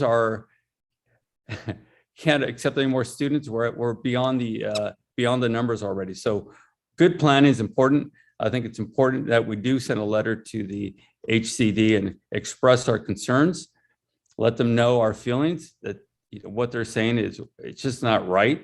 Of course, at the end of the day, we're going to have to accept them, but we need to let them know that continue to punish communities like ours without the funding to build the new highways, without the funding to build the new schools. It's not fair and it's not right. If they want to have food on their tables, they need to protect the rural areas and make sure we can provide that and not lose the precious things that we do have in our community. So again, I know it's been hard on the staff and getting these RHNA numbers. I'm sure they didn't want to bring them to us. When you double those numbers and in today's atmosphere of our community, of we can't take any more growth, it's a hard thing to do. But planning together, we can do well. Eva, you had mentioned this idea before about bringing in the numbers from the county to the city. I think we should, again, work on this as a community and really focus on working on getting projects done that provide housing for our community first. That's more of the affordable. Again, the general plan will be adopting 20%, 15%, and then moving to 20% affordable. We have nothing right now, by the way, in the higher density. So we did plan for this. We do need to make some improvements to that plan, but we did see this coming. So I'm again happy with all that we did, and I'm looking forward to working with all of you to keep planning wise like we've been doing in the last year. So those are my comments. Eva, did you have a comment? Your hand is raised. Yes, Mr. Mayor, if I might, I was just hoping to speak to actually Councilmember Resendez's a few of his points. Sure. Thank you. Councilmember Resendez, you were talking about bringing it in and keeping the higher density, and Mayor Velazquez, you also were speaking to it. And I just wanted to reiterate that in our current general plan update process, yes, the goal is to turn kind of the lower density areas that we have into more higher density areas for planning. And I think kind of the point that I was hoping to make at the previous council meeting is that even with what we've planned in our general plan, kind of medium density and high density areas, we still have quite a few low density areas that exist. And as we've planned our general plan update, we are probably set to go to meet these kind of lower half and half numbers that we're seeing with the RHNA. And so I think our goal as staff was to push further into those low density areas and turn those also into high density areas in the housing element. And to speak to Abraham's point earlier, while the general plan update that we're currently working on with PlaceWorks isn't specifically going to address the housing element, planning staff has about $300,000 in grants ready to go, waiting on these RHNA numbers to be official, to have a consultant assist us with our housing element. And to speak to Councilmember Morales' point earlier, that's one of the types of grants that we would not be eligible for if we did not have a housing element in compliance. So those were I believe we have our LEAP and REAP grants that the city is going to be able to use towards our housing element and funding that planning process. So yes, I think the city's goal is to keep moving towards infill. That's what we're hearing, infill, high density in the downtown, eliminating the sprawl that we're seeing in the county. So I do understand that it sounds scary to take these numbers into the city, but as we've talked about, it really is a planning effort. And this way, when we see these lands come up for development proposals, we'll be seeing a high density proposal instead of a single family proposal. So I think that is the goal. Absolutely. And thank you. That's exactly right. Veronica, did you have a comment? I see your hand up. Yeah, just one last comment. Yeah. The letter has been drafted, Mayor, and currently we're going to be sending that draft letter to our consultant and our legal counsel tomorrow. And once we get their input, we'll have the COG chair, yourself, go ahead and sign that, and we'll send it on its way to HCD and the elected officials over at the Assembly and Senate. Thank you. Mr. Resendez? Thank you, Mr. Mayor. And to that point, Veronica, I'm hoping that the city of San Juan Bautista will consider writing a letter. It sounded like there was some interest in that. So maybe you can make mention of that to them. And again, before we leave here tonight, I would really like for our council to consider writing a letter, because even though, as I said, I'm a bit of a pessimist, I think it's going to fall on deaf ears. I think it sends a very unifying message to the state that we here are all invested in our community and we're going to stand by what they are asking us to do. And it's been very clear that they they need housing for the residents that live here. Gentrification is happening. We're getting pushed out. It's a very sad thing to experience, and we cannot afford to buy homes in our own hometown. So I would really like for the city council to consider joining the efforts and writing those letters tonight. Thank you. And we can also share the letter with the respective agencies as well. Thank you. And if there's a consensus from the council, we could draft a letter through COG, if that works with the council. Do we have any speaker cards? We do have a speaker on Zoom, John Roble. You can go ahead and unmute yourself. So I'd like to compliment you guys on your thoughts and thoughtfulness on the future planning for our community. I think you guys are going in a really good, positive direction, but I have some questions. So my curiosity is, how does this whole process fit in with the general consensus of the community that the growth is already at unacceptable levels when they're calling for more than double what we've already done? I find this to just be appalling. Yeah, so the other question is, where's the mandate for increased jobs to support the number of new community residents? We can't have this many more people without this many more jobs. And certainly if we expect those jobs to be in San Jose, then where's the infrastructure that's going to support those people driving to San Jose? That infrastructure, those jobs need to happen here. And that infrastructure, not only our travelways, our schools, our water system, all of it. Where's the infrastructure going to come from to support this new influx of people based on this higher density residential growth in our community? So where's the support from the state to develop this additional infrastructure? And where's the pushback from our government, all of the governments of the state, back to the state saying, we can't do this? I mean, I appreciate that we want to, but can we really do this? Is this something that we can just keep doing? I'm done. Thank you. Thank you, sir. Do we have any speakers? There are no more speakers on Zoom or in person. Thank you. And thank you for their comments. And I could say, and I do want to say, one of the great things we've done in this past year was really as a council, as I said earlier, we focus as a team. We do have many, many new jobs coming to the airport area as more industry is interested in our community. As we've shown, we have areas here that have the infrastructure. We can move quickly if they have the plans to are ready for submittal. So we're doing good on that front. It's unfortunate the state doesn't seem to care what we think. There are communities across the state that are getting to the point of suing the state over some of these mandates.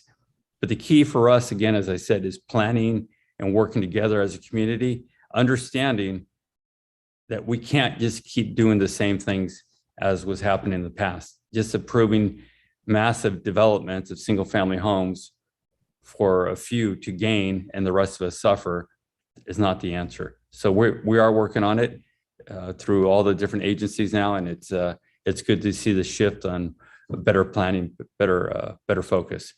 So the council, there was a comment about, is there a consensus to draft a letter as being drafted at COG and was drafted from the county to show our unhappiness about some of the mandates? I'll say again, very likely HCD will kick that out, but that's okay. I think it's important that we do send a message, as Mr. Resendez mentioned earlier. Is there a consensus for that? I support it, Mayor. Tim Burns. Thank you. Sir Vice Mayor?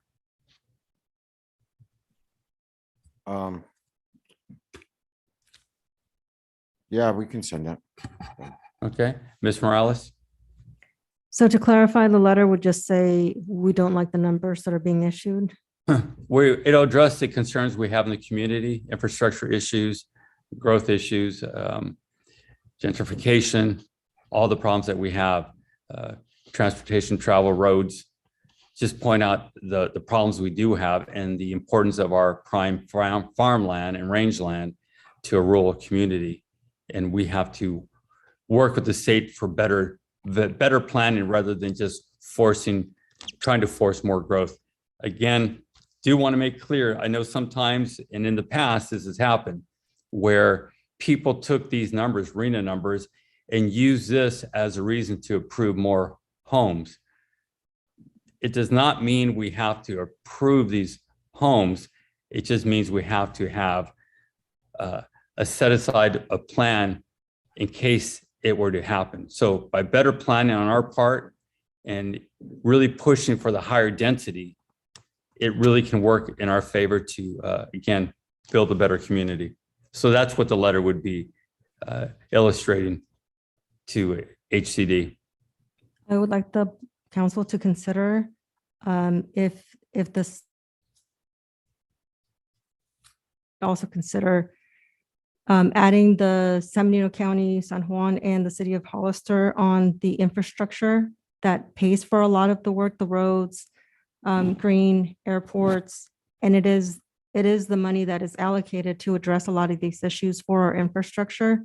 So I would be in agreement with the letter, and that specific language is incorporated for the state to consider and prioritize our region to be able to receive some of these funds for these projects. Right, and that's what COG has been doing, working with the state, trying to get more funding. At this point, we're having to fund all of these projects on our own, but we're hoping to get some grants to help offset some of the costs. Highway 25, for example, is a over $300 million project. So we're trying to get the state to help with some of these costs. So yes, absolutely. If I may, my only hesitation was I'd like to see the letter before I Of know course. what I'm Yes. enforcing. Yeah, thank you. Yeah, we get a draft to everyone. Mr. Mayor, Go ahead, sir. very quickly, and I just wanted to point out to Eva, I didn't know that you were working on that as far as minimizing the lower density, and I'm very much looking forward to that if we can get that before the council or the GPAC ASAP. And again, thank you for all your hard work. I know it was probably a little bit intimidating knowing where the public is and where the public officials are with it, but you've done a fantastic job, and thank you for looking and thinking outside the box. Thank you. All right, at this point, let's go ahead and move on to item G4.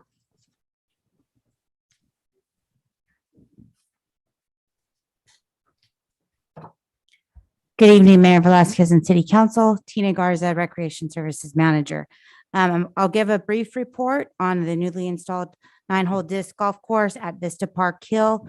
And staff recommends that council receive report and provide direction to staff.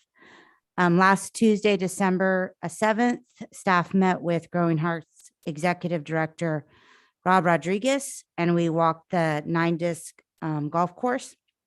And the golf course does have beautiful views of Hollister, great exercise opportunities. A few improvements were noticed and that need to be established, and that was the signage to include rules and etiquette of the game. And that some of those signage proposals were included in the packet.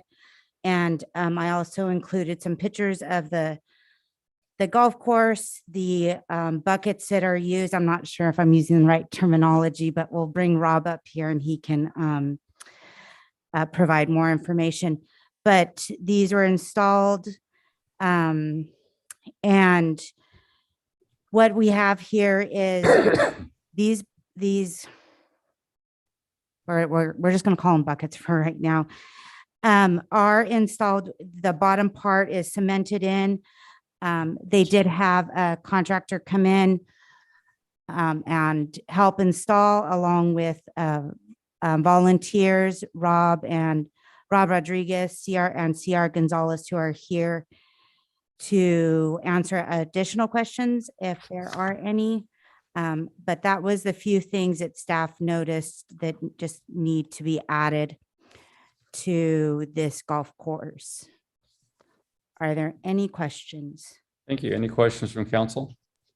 Mr. Mayor. Go ahead, sir. Not necessarily questions, but I do have some comments. So before sitting on the council, I was a bit of a community organizer / activist, and I've done things like this before. I look at things from a different lens now that I'm sitting up here. So I can appreciate what was done, but on the other hand, it puts the city in a huge liability situation. So I think the city and especially our Parks and Rec staff is very approachable. I would just caution that next time, because we don't want every member of the community or every organization to go out there and to take doing these types of projects upon themselves without consulting with us first. So I think this is a huge win and it's a big success. It's my understanding that this is something that was talked about before in the past.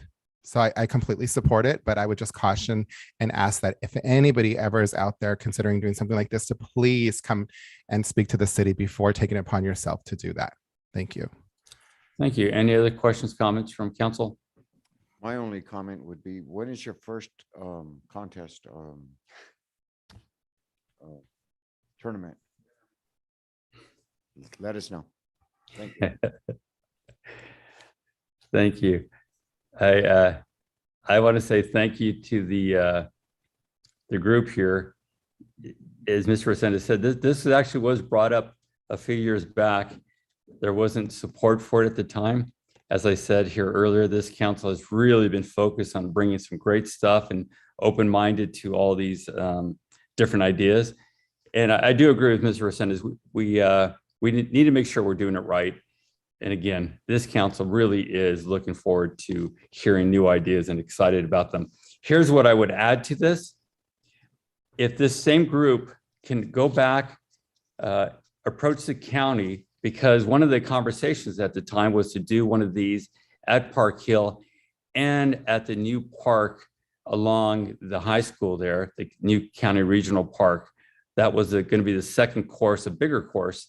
So if this group can go back, have that conversation, because I think at this point you have a group of county supervisors that are also very open-minded and looking for some of these new ideas. We could have two great courses in our community, and I'm really looking forward to hearing the results from that, because I think it should be and it will be a go. And again, these are items that bring more people to our community and give our residents a chance to have some fun. So hope you guys can make that happen. Looking forward to hearing back on that. Any other comments? Do we have any speaker cards?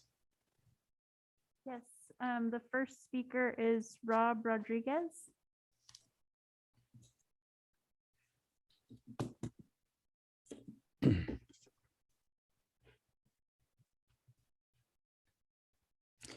Hello, council.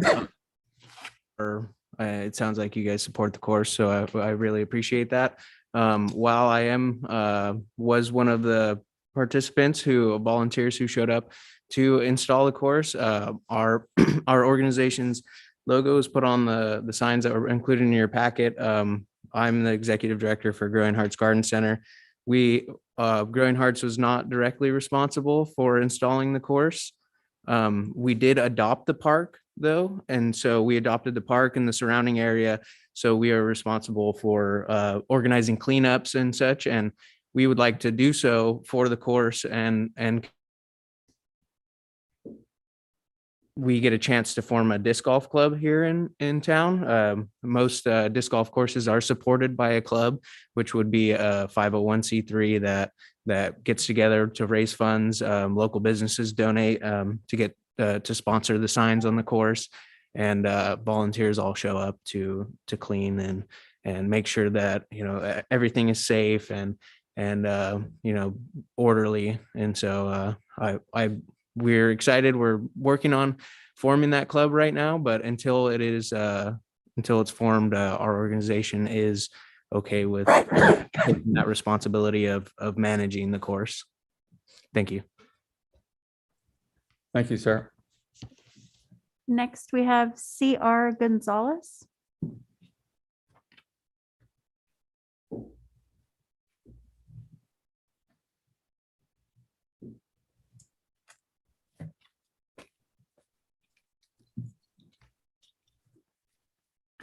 Good evening, Mr. Mayor and the City Council. My name is C.R. Gonzalez, and I'm here to speak about the disc golf course. The disc golf is a fastest growing sport in the world right now. It's also one of the top amenities that parks departments are adding to their communities. There's currently 6,600 golf courses in the United States, 500 in California, and 33 within 50 miles of Hollister. Currently, there are 3 new courses going in, one in Marina, one in Salinas, and one in Gilroy. There's many benefits to having a course, getting outside, fresh air, fun way to exercise. It's played by all ages and abilities. It's very easy to learn and inexpensive, which opens it up to all economic classes. It's environmentally friendly. In many areas, it's shown to move the bad influences out of the park. That's been proven in in other parks or other golf courses in the area. In the few weeks that it has been installed, we've seen people come from out of the area to play. Those folks, when they come, will spend their money here. So we're looking forward to helping our businesses. Safety was very important. So we brought in a professional disc golf designer from the Bay Area to help us with the course design. A lot of thought was put into each hole so that there are no blind throws that will hit other people in the park. It wasn't, those holes are designed so that it doesn't endanger any other users or other golfers. Rubber pads were put in for better footing on the tee pads. The first thing that needs to happen is signage so that we can let people know that there is a disc golf course there, and it needs to be in English and Spanish so that throughout the park. Also, etiquette and rules for the game should be posted also, which we will definitely work on with the city. This adds even more safety to the course with the signage. We had a lot of volunteers come out and help us. We had over $4,000 donated by private to make this happen, which shows the support that we can get for this course. And there's been no physical or no fiscal impact on the city for this. A few years ago, we started a Facebook page to promote disc golf in this area, and we are currently trying to get together a formal club which will take over the management of the course. I invite any of you to check out our Facebook page, and it's called San Benito County. Thank you. Thank you, sir. The next speaker we have is on Zoom. Robin Pollard, you can go ahead and unmute yourself. Hello. You can hear me, right? Yes, we can. Okay. So I want to thank the mayor because you really did inspire us to do the course when you gave the speech about not waiting for the feds or the state to help us with the River Parkway. And it kind of gave us like, you know, that's not a bad idea. So the reason that I supported putting the baskets in is because the guy that's living in the bowl for the last 2 years has been allowed to build structures and tear apart trailers, and nobody seemed to, you know, step up. And so I thought, well, if people are walking the hill and with their only charge is to pick up a couple pieces of trash, it's already so much cleaner from just the few people that have gone up there. I really I'm so happy that you're accepting this gift for the city of Hollister. So I want to thank you. And once those trails are in and you can get from tee to tee, it's going to be a whole lot of fun. And we promise not to build the slide without talking to you first. All right. Have a good night. Thank you. And don't forget the county one. Well, no, the county is on. We'll talk about that phase some other 3. time. Thank you. Phase 3. Thank you. All right. Bye-bye. The next speaker we have, Anita Kane. You can go ahead and unmute yourself. Okay, hi. Yes, I'm so glad to see this, and I'm hoping that the city will accept and approve the Frisbee golf course in the spirit that it was built, which was as a public benefit. It's such a great way for folks to get outdoors and exercise and get the views, and it's a wonderful improvement on Park Hill. So we should all be grateful to them for doing this. Thank you. The next speaker we have is John Roble. You can go ahead and unmute.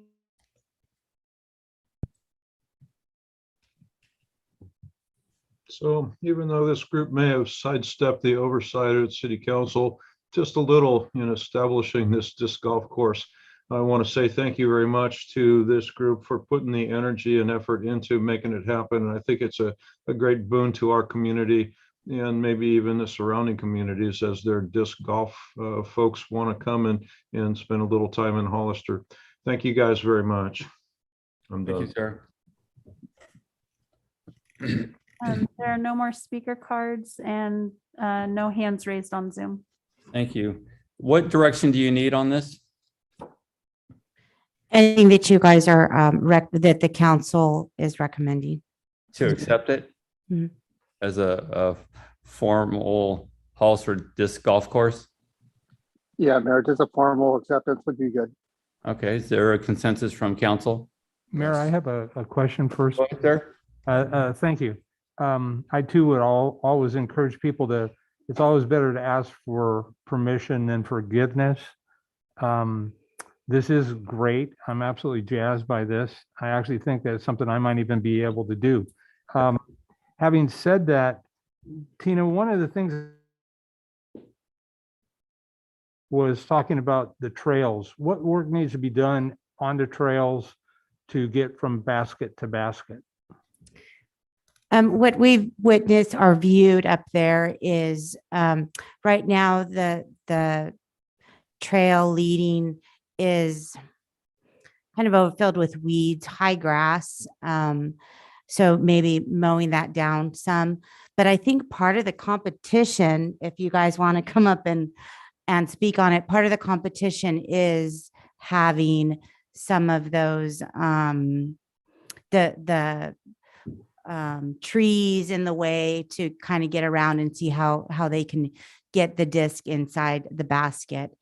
But what I feel that needs to be done is the grass area. It is tall grass. I would be concerned if our tourists attending there, ticks in the grass, that type of rodent in the area. But from my understanding, some of that is a part of the game, the competition of the game. Okay, and so for the things that aren't a part of the competition, I presume we have the resources and the staff to do the work to clear the area to make it safe? Not at this time. I actually sat in on a webinar for another grant. It's a trail through the state Parks and Recreation Department. So we're kind of looking at a grant, applying for it. We're just having to get a little bit more information on if awarded, how much would the city have to invest, or is it a fully awarded grant? I'm just not clear with some of those things at this point. And we have another webinar coming up in January. Okay, I would ask maybe the city manager consider a mid-year budget adjustment to provide the resources necessary to deal with whatever the trail issues are to ensure a safe and enjoyable experience. And then follow up, Tina, I heard you talk about signage that needs to be installed. And again, I'm going to go back to the dollars. Do we have the current budget to provide those signs to bring this to completion? I think these people did an amazing job, but I don't see why, as a community, if we're going to benefit, that they need to out of pocket those expenses. And I would like to see them done consistent in a professional way. And I think we should pay for that. Thank you. Yeah. Councilmember Burns. Yeah, we have a sign making machine. I'll work with Public Works and we can make the signs both English and Spanish. And then we'll work with Public Works staff also to see what we can do to clean up the paths with the Thank you, current Mr. budget that Miller. we have. I appreciate that. Thank you. Sure. Okay, any other questions, comments? I had a comment. Councilmember Morales, go ahead. Can he speak? So I just wanted to say thank you for spending your evening with us. Your comments, your time, and all of your work and energy is very much valued and appreciated. So thank you very much for being with us here tonight. Yes. Thank you. So I think CR Gonzalez just has a comment, if it's okay by council. Well, we're already closed, but let's, I would say this, having the rough, it's just like regular golf. Rough is important in these courses, just like sand traps and different obstacles. So That'll give you good direction. These guys are obviously very knowledgeable about what can be done or what should be done. And let's take their lead. They know what they're talking about. Just work with them on what they'd like to see done. And as the city manager said, we have our own sign making equipment. We can take care of those things for them. Just let's get it going. That's a consensus from council. So, yes. Thank you. Thank you, Tina. We're going to now move to item G5. Good evening, I'm Tina Garza. I have a report from the Parks and Recreation Commission, the Dog Park Ad Hoc Committee. The Ad Hoc Committee has been meeting since August of 2021.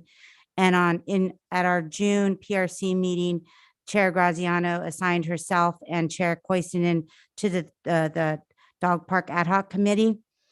And what has come about throughout the last few months that we've been meeting, shade structures, and Miss Sandy Gabe has funded those shade structures. And also another outcome from our ad hoc committee is a dog park etiquette class to be offered by the Peacekeeper Canine Services. And this is free to the public, will be offered twice a month. And residents will be able to register through the recreation department. And there will be a max of 15 participants in each class. Age group is actually 8 years and older. So I was, at first I had some concerns about the age, that our instructor feels that age is appropriate to work with our young children on dog etiquette and what humans need to know or be aware of at the dog park. Are there any questions? Thank you. Any questions from council? In the packet, I did provide the area, the map of where we're looking at placing the umbrellas, the different colors, and in the very back page or towards the back of the page, the block, what is it called? I forget what it's called. Just the sun blockage and how the umbrellas will protect our residents from being exposed to the sun. Thank you. Any other questions or comments? I just Go ahead, Vice Mayor Perez. So for these canopies, did anyone go out and talk to the people that are using the dog park? Is it something that they're all asking for, or a lot of them are asking for? Quite a bit of our community is asking for these shade structures. And we did invite at our ad hoc committee meeting, we did invite our community, and we probably had on average 8 to 10 community members that attended. Okay. So that they were able to give some input on what they wanted. In regards to the placement, we did work with the placement of the umbrellas. We did work with our airport staff because where you see umbrella number 3, we actually had it towards the fence over on the west side. But when we spoke with Adam, it was mentioned that we couldn't have anything taller than the fence, and these umbrellas stand around 14 feet tall. So we ended up moving some of the shade structures. Awesome.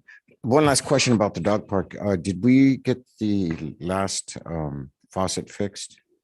Yes, Okay. that has been fixed, and it's open, and the only time it's muddy paws is when it rains. Awesome. Yeah. Thank you. Great, excellent. Any other questions, comments? Mayor Velazquez, Tim Burns.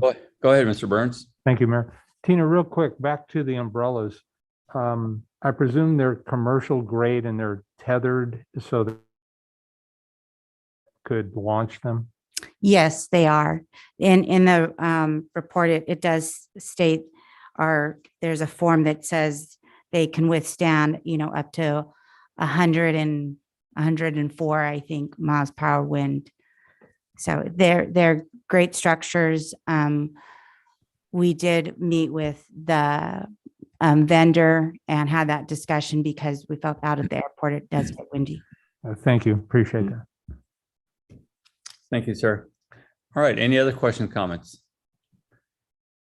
Do we have any speaker cards? There are no speakers and no hands raised on Zoom. Thank you. Tina, I do have one more comment for you. Yes. Great success over there. Again, another great example of teamwork. For the future, some of the other parks that we have, people do walk their dogs. Is there a chance we could start putting fountains that can, drinking fountains for the dogs also on some of the other parks? Something like Yes, we'll look into that. The new park that we'll be developing over by Fire Station 2. Definitely have We'll it. have Yeah. that, yes. Absolutely. Okay, thank you. Is there a consensus to go ahead and move forward with this from the council? Yes. Yes. Yes. Yes. Thank you very much, Tina. Thank you. We'll now move to item G6, Planning Commissioner for District 4. So, yes, this item is requesting that Council Member Burns make a nomination for the Planning Commission District 4 vacant seat, and that council either ratify that appointment or direct staff to continue to accept applications. We currently have 3 qualified applicants, which are listed on the agenda, and the applications were included in the packet.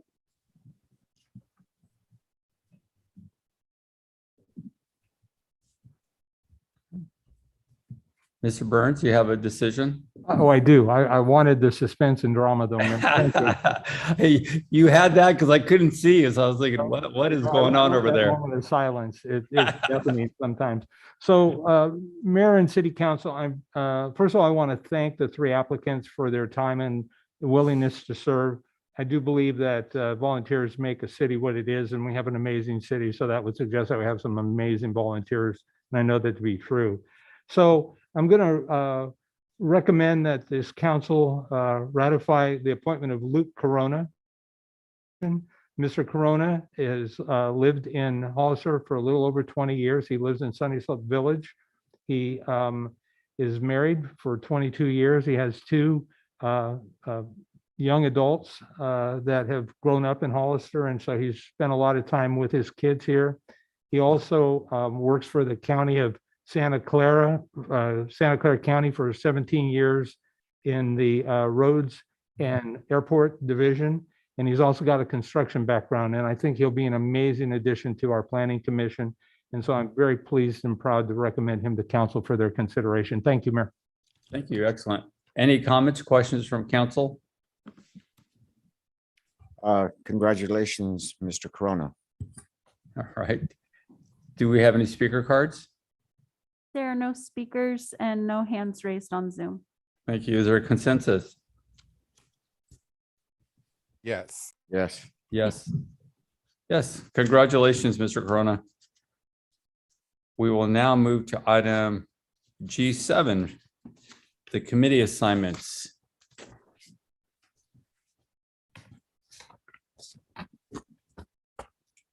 All right. Well, first off, thank you to all the council members that did contact me individually with your requests. I do appreciate it. And I'm really glad to hear you guys all really enjoyed your committees from last year. So it makes that team, we keep talking about, keep going. You guys are really got a good handle on these things. So it's exciting. So these are my requests for this year. We'll start with COG. COG, we will stay the same, myself and Mr. Resendez on that committee. LAFCO will stay the same because that's a expiration of 2024.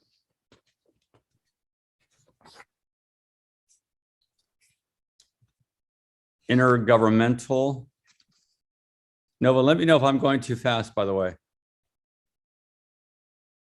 I think my list is at a slightly different order unless members of the COG do Measure A, local transit, airport Let land. me check what your list is here. Hang on. I had the other list I printed out. Sorry for that. Okay, so first page was COG, correct? You had that? And then right below that, it says members of COG also sit on the following boards. So Yeah, those will are be the same? same members. Okay, Okay.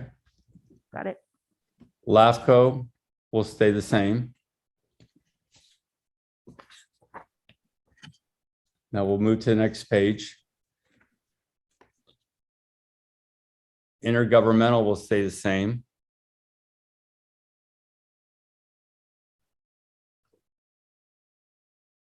Fire protection will stay the same.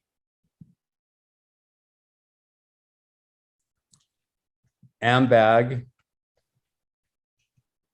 I'll replace myself as alternate with Miss Morales.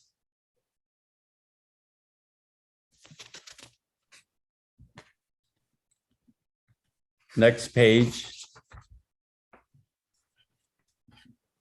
Like to appoint Miss Morales as the alternate. Mr. Perez will stay. That was the governance committee? It's a governance, yes. I would like to give up, I'd like to keep on my senior advisory agency, integrated waste and AMBAG. I'm sorry, Mr. Perez, say it again. I would like to, the only ones I'd like to keep is my senior advisory AG, the AAA, the integrated waste and AMBAG, and I can be alternative on it as any other ones you want me to be. On the governance, would you rather be the alternate on that? Ms. Morales can be the member? Sure. That's good. Okay, Ms. Morales as the member and Mr. Perez as the alternate. Thank you for pointing that out. Did you get that, Nova? Yes, I got that. Thank you. Water resource would stay the same.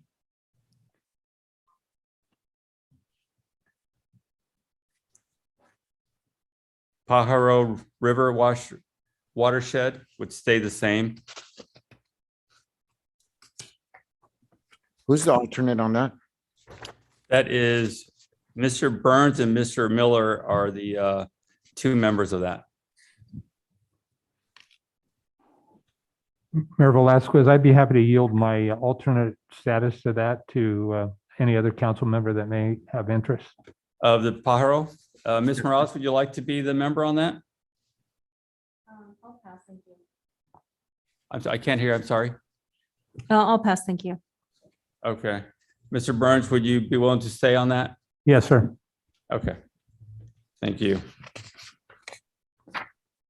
We'll move to the next page, starting with San Benito County Integrated Waste. Mr. Perez, you made a comment. You do want to stay on this one, you said. Correct. Okay, so you would stay on that, and then Ms. Morales, you could be the alternate on it.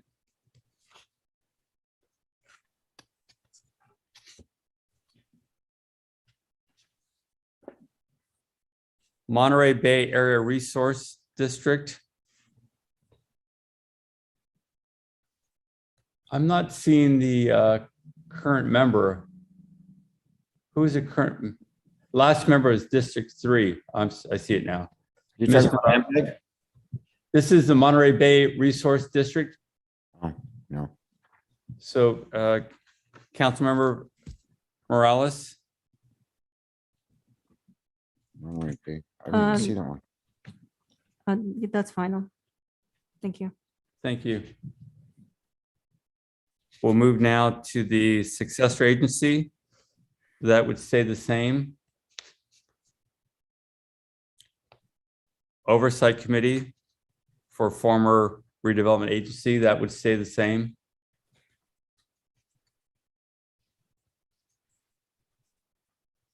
Senior Advisory Mr. Perez, you said you did want to stay with this one, correct? Yes. And- Okay. And any of my agencies that I'm with, if anyone wants to, would like some, please. Okay. Kim, you probably got a laundry list of ones you want to participate in. Just saying, bro. Ms. Morales, you'd be the alternate on that.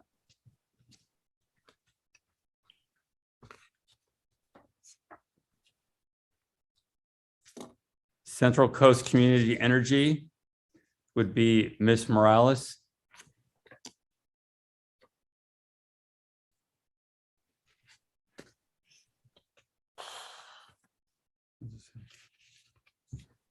Would, We'll go now. Did you get those, Nova? for 3CE, I have Councilmember Morales as the representative, but is there going to be an alternate for that? Mr. Perez will stay as the alternate. Okay, Roland's actually the alternate right now. Has you listed as the alternate right now. Is he? No, Roland is. That's what this one says. Which? On the 3CE? Yep. The paperwork I have shows Mr. Perez as alternate. I was the member. The one on the tablet is Roland. Oh, looks like one list has Roland and one list has Rick. So there's some confusion there. Does anyone remember? Mr. Perez, do you mind being the alternate? You had some experience on there before, correct? Sure. Okay. Let's have Mr. Perez. He had some experience on there before.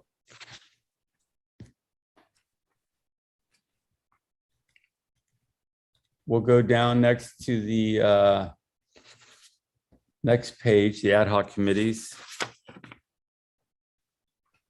General plan stays the same. It's the plan's done now. It's just needing voting from all of us. EDC would stay the same. Fire ad hoc committee would stay the same. Charter City Council term limits would stay the same. Police Department Communications Center, Mr. Burns and Mr. Resendez, that would stay the same.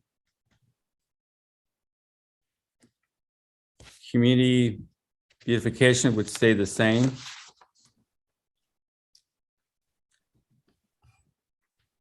Administrative Services, Mr. Resendez. Airport, Ms. Morales. Community Services, myself. Development Services, Mr. Burns. Fire, Mr. Burns. Informational Systems, myself. Police, Mr. Burns. And Recreation, Mr. Perez. And I believe that covers them all. Did I miss any? The video cut out on the recreation, is that staying the same? Yeah, Mr. Perez. Okay, thanks. I just have one, I have one comment. Go ahead, sir. Yeah. There's a lot of different committees and ad hocs and council department liaisons. And I don't know, I know because I try to attend as many meetings as possible. It's a headache, it's a hassle. But they're really awesome. And at the same time, you know, it's takes a lot out of your day, especially when you run your own small company. So I can imagine what it's like to run a bigger company. And I would like to see that these appointments be spread out more evenly, because Ignacio, Mayor, you take on a lot, and I'd like to see things spread out more evenly. Oh, I don't mind giving up another one of mine. Please make a recommendation. Oh, Ms. no, no. Morales, would you like another one of these?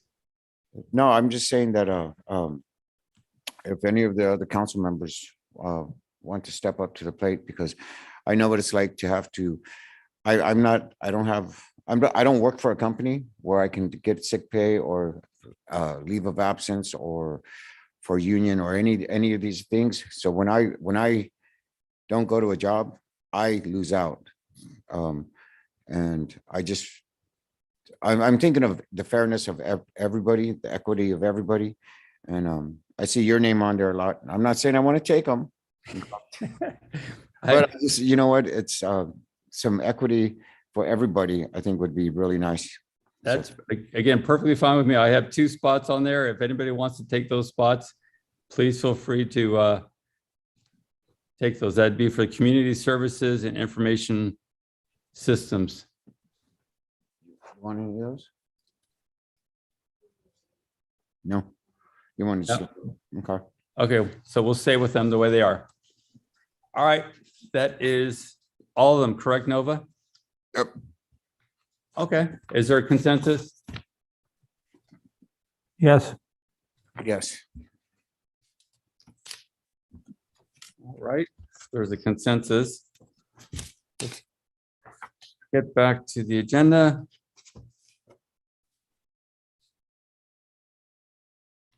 Hang on a second, I lost my place here. All right, HIJK, there's no business. Want to wish everybody a Merry Christmas, Happy New Year, be safe, take care, take precautions out there. This virus is spreading. Is there a motion to adjourn? So moved. Is there a second? Second. Motion is second. Roll call, please. Vice Mayor Perez, Yes. Councilmember Resendez.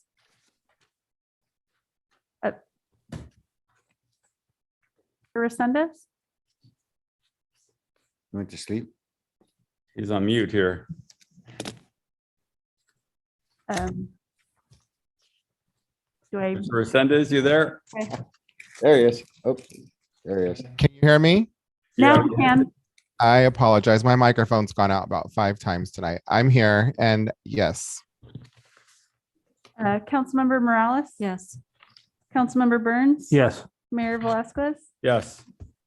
Council adjourned. Merry Christmas, everybody. Good night, everyone. Good night, Take care. everybody. Merry Christmas. Good night.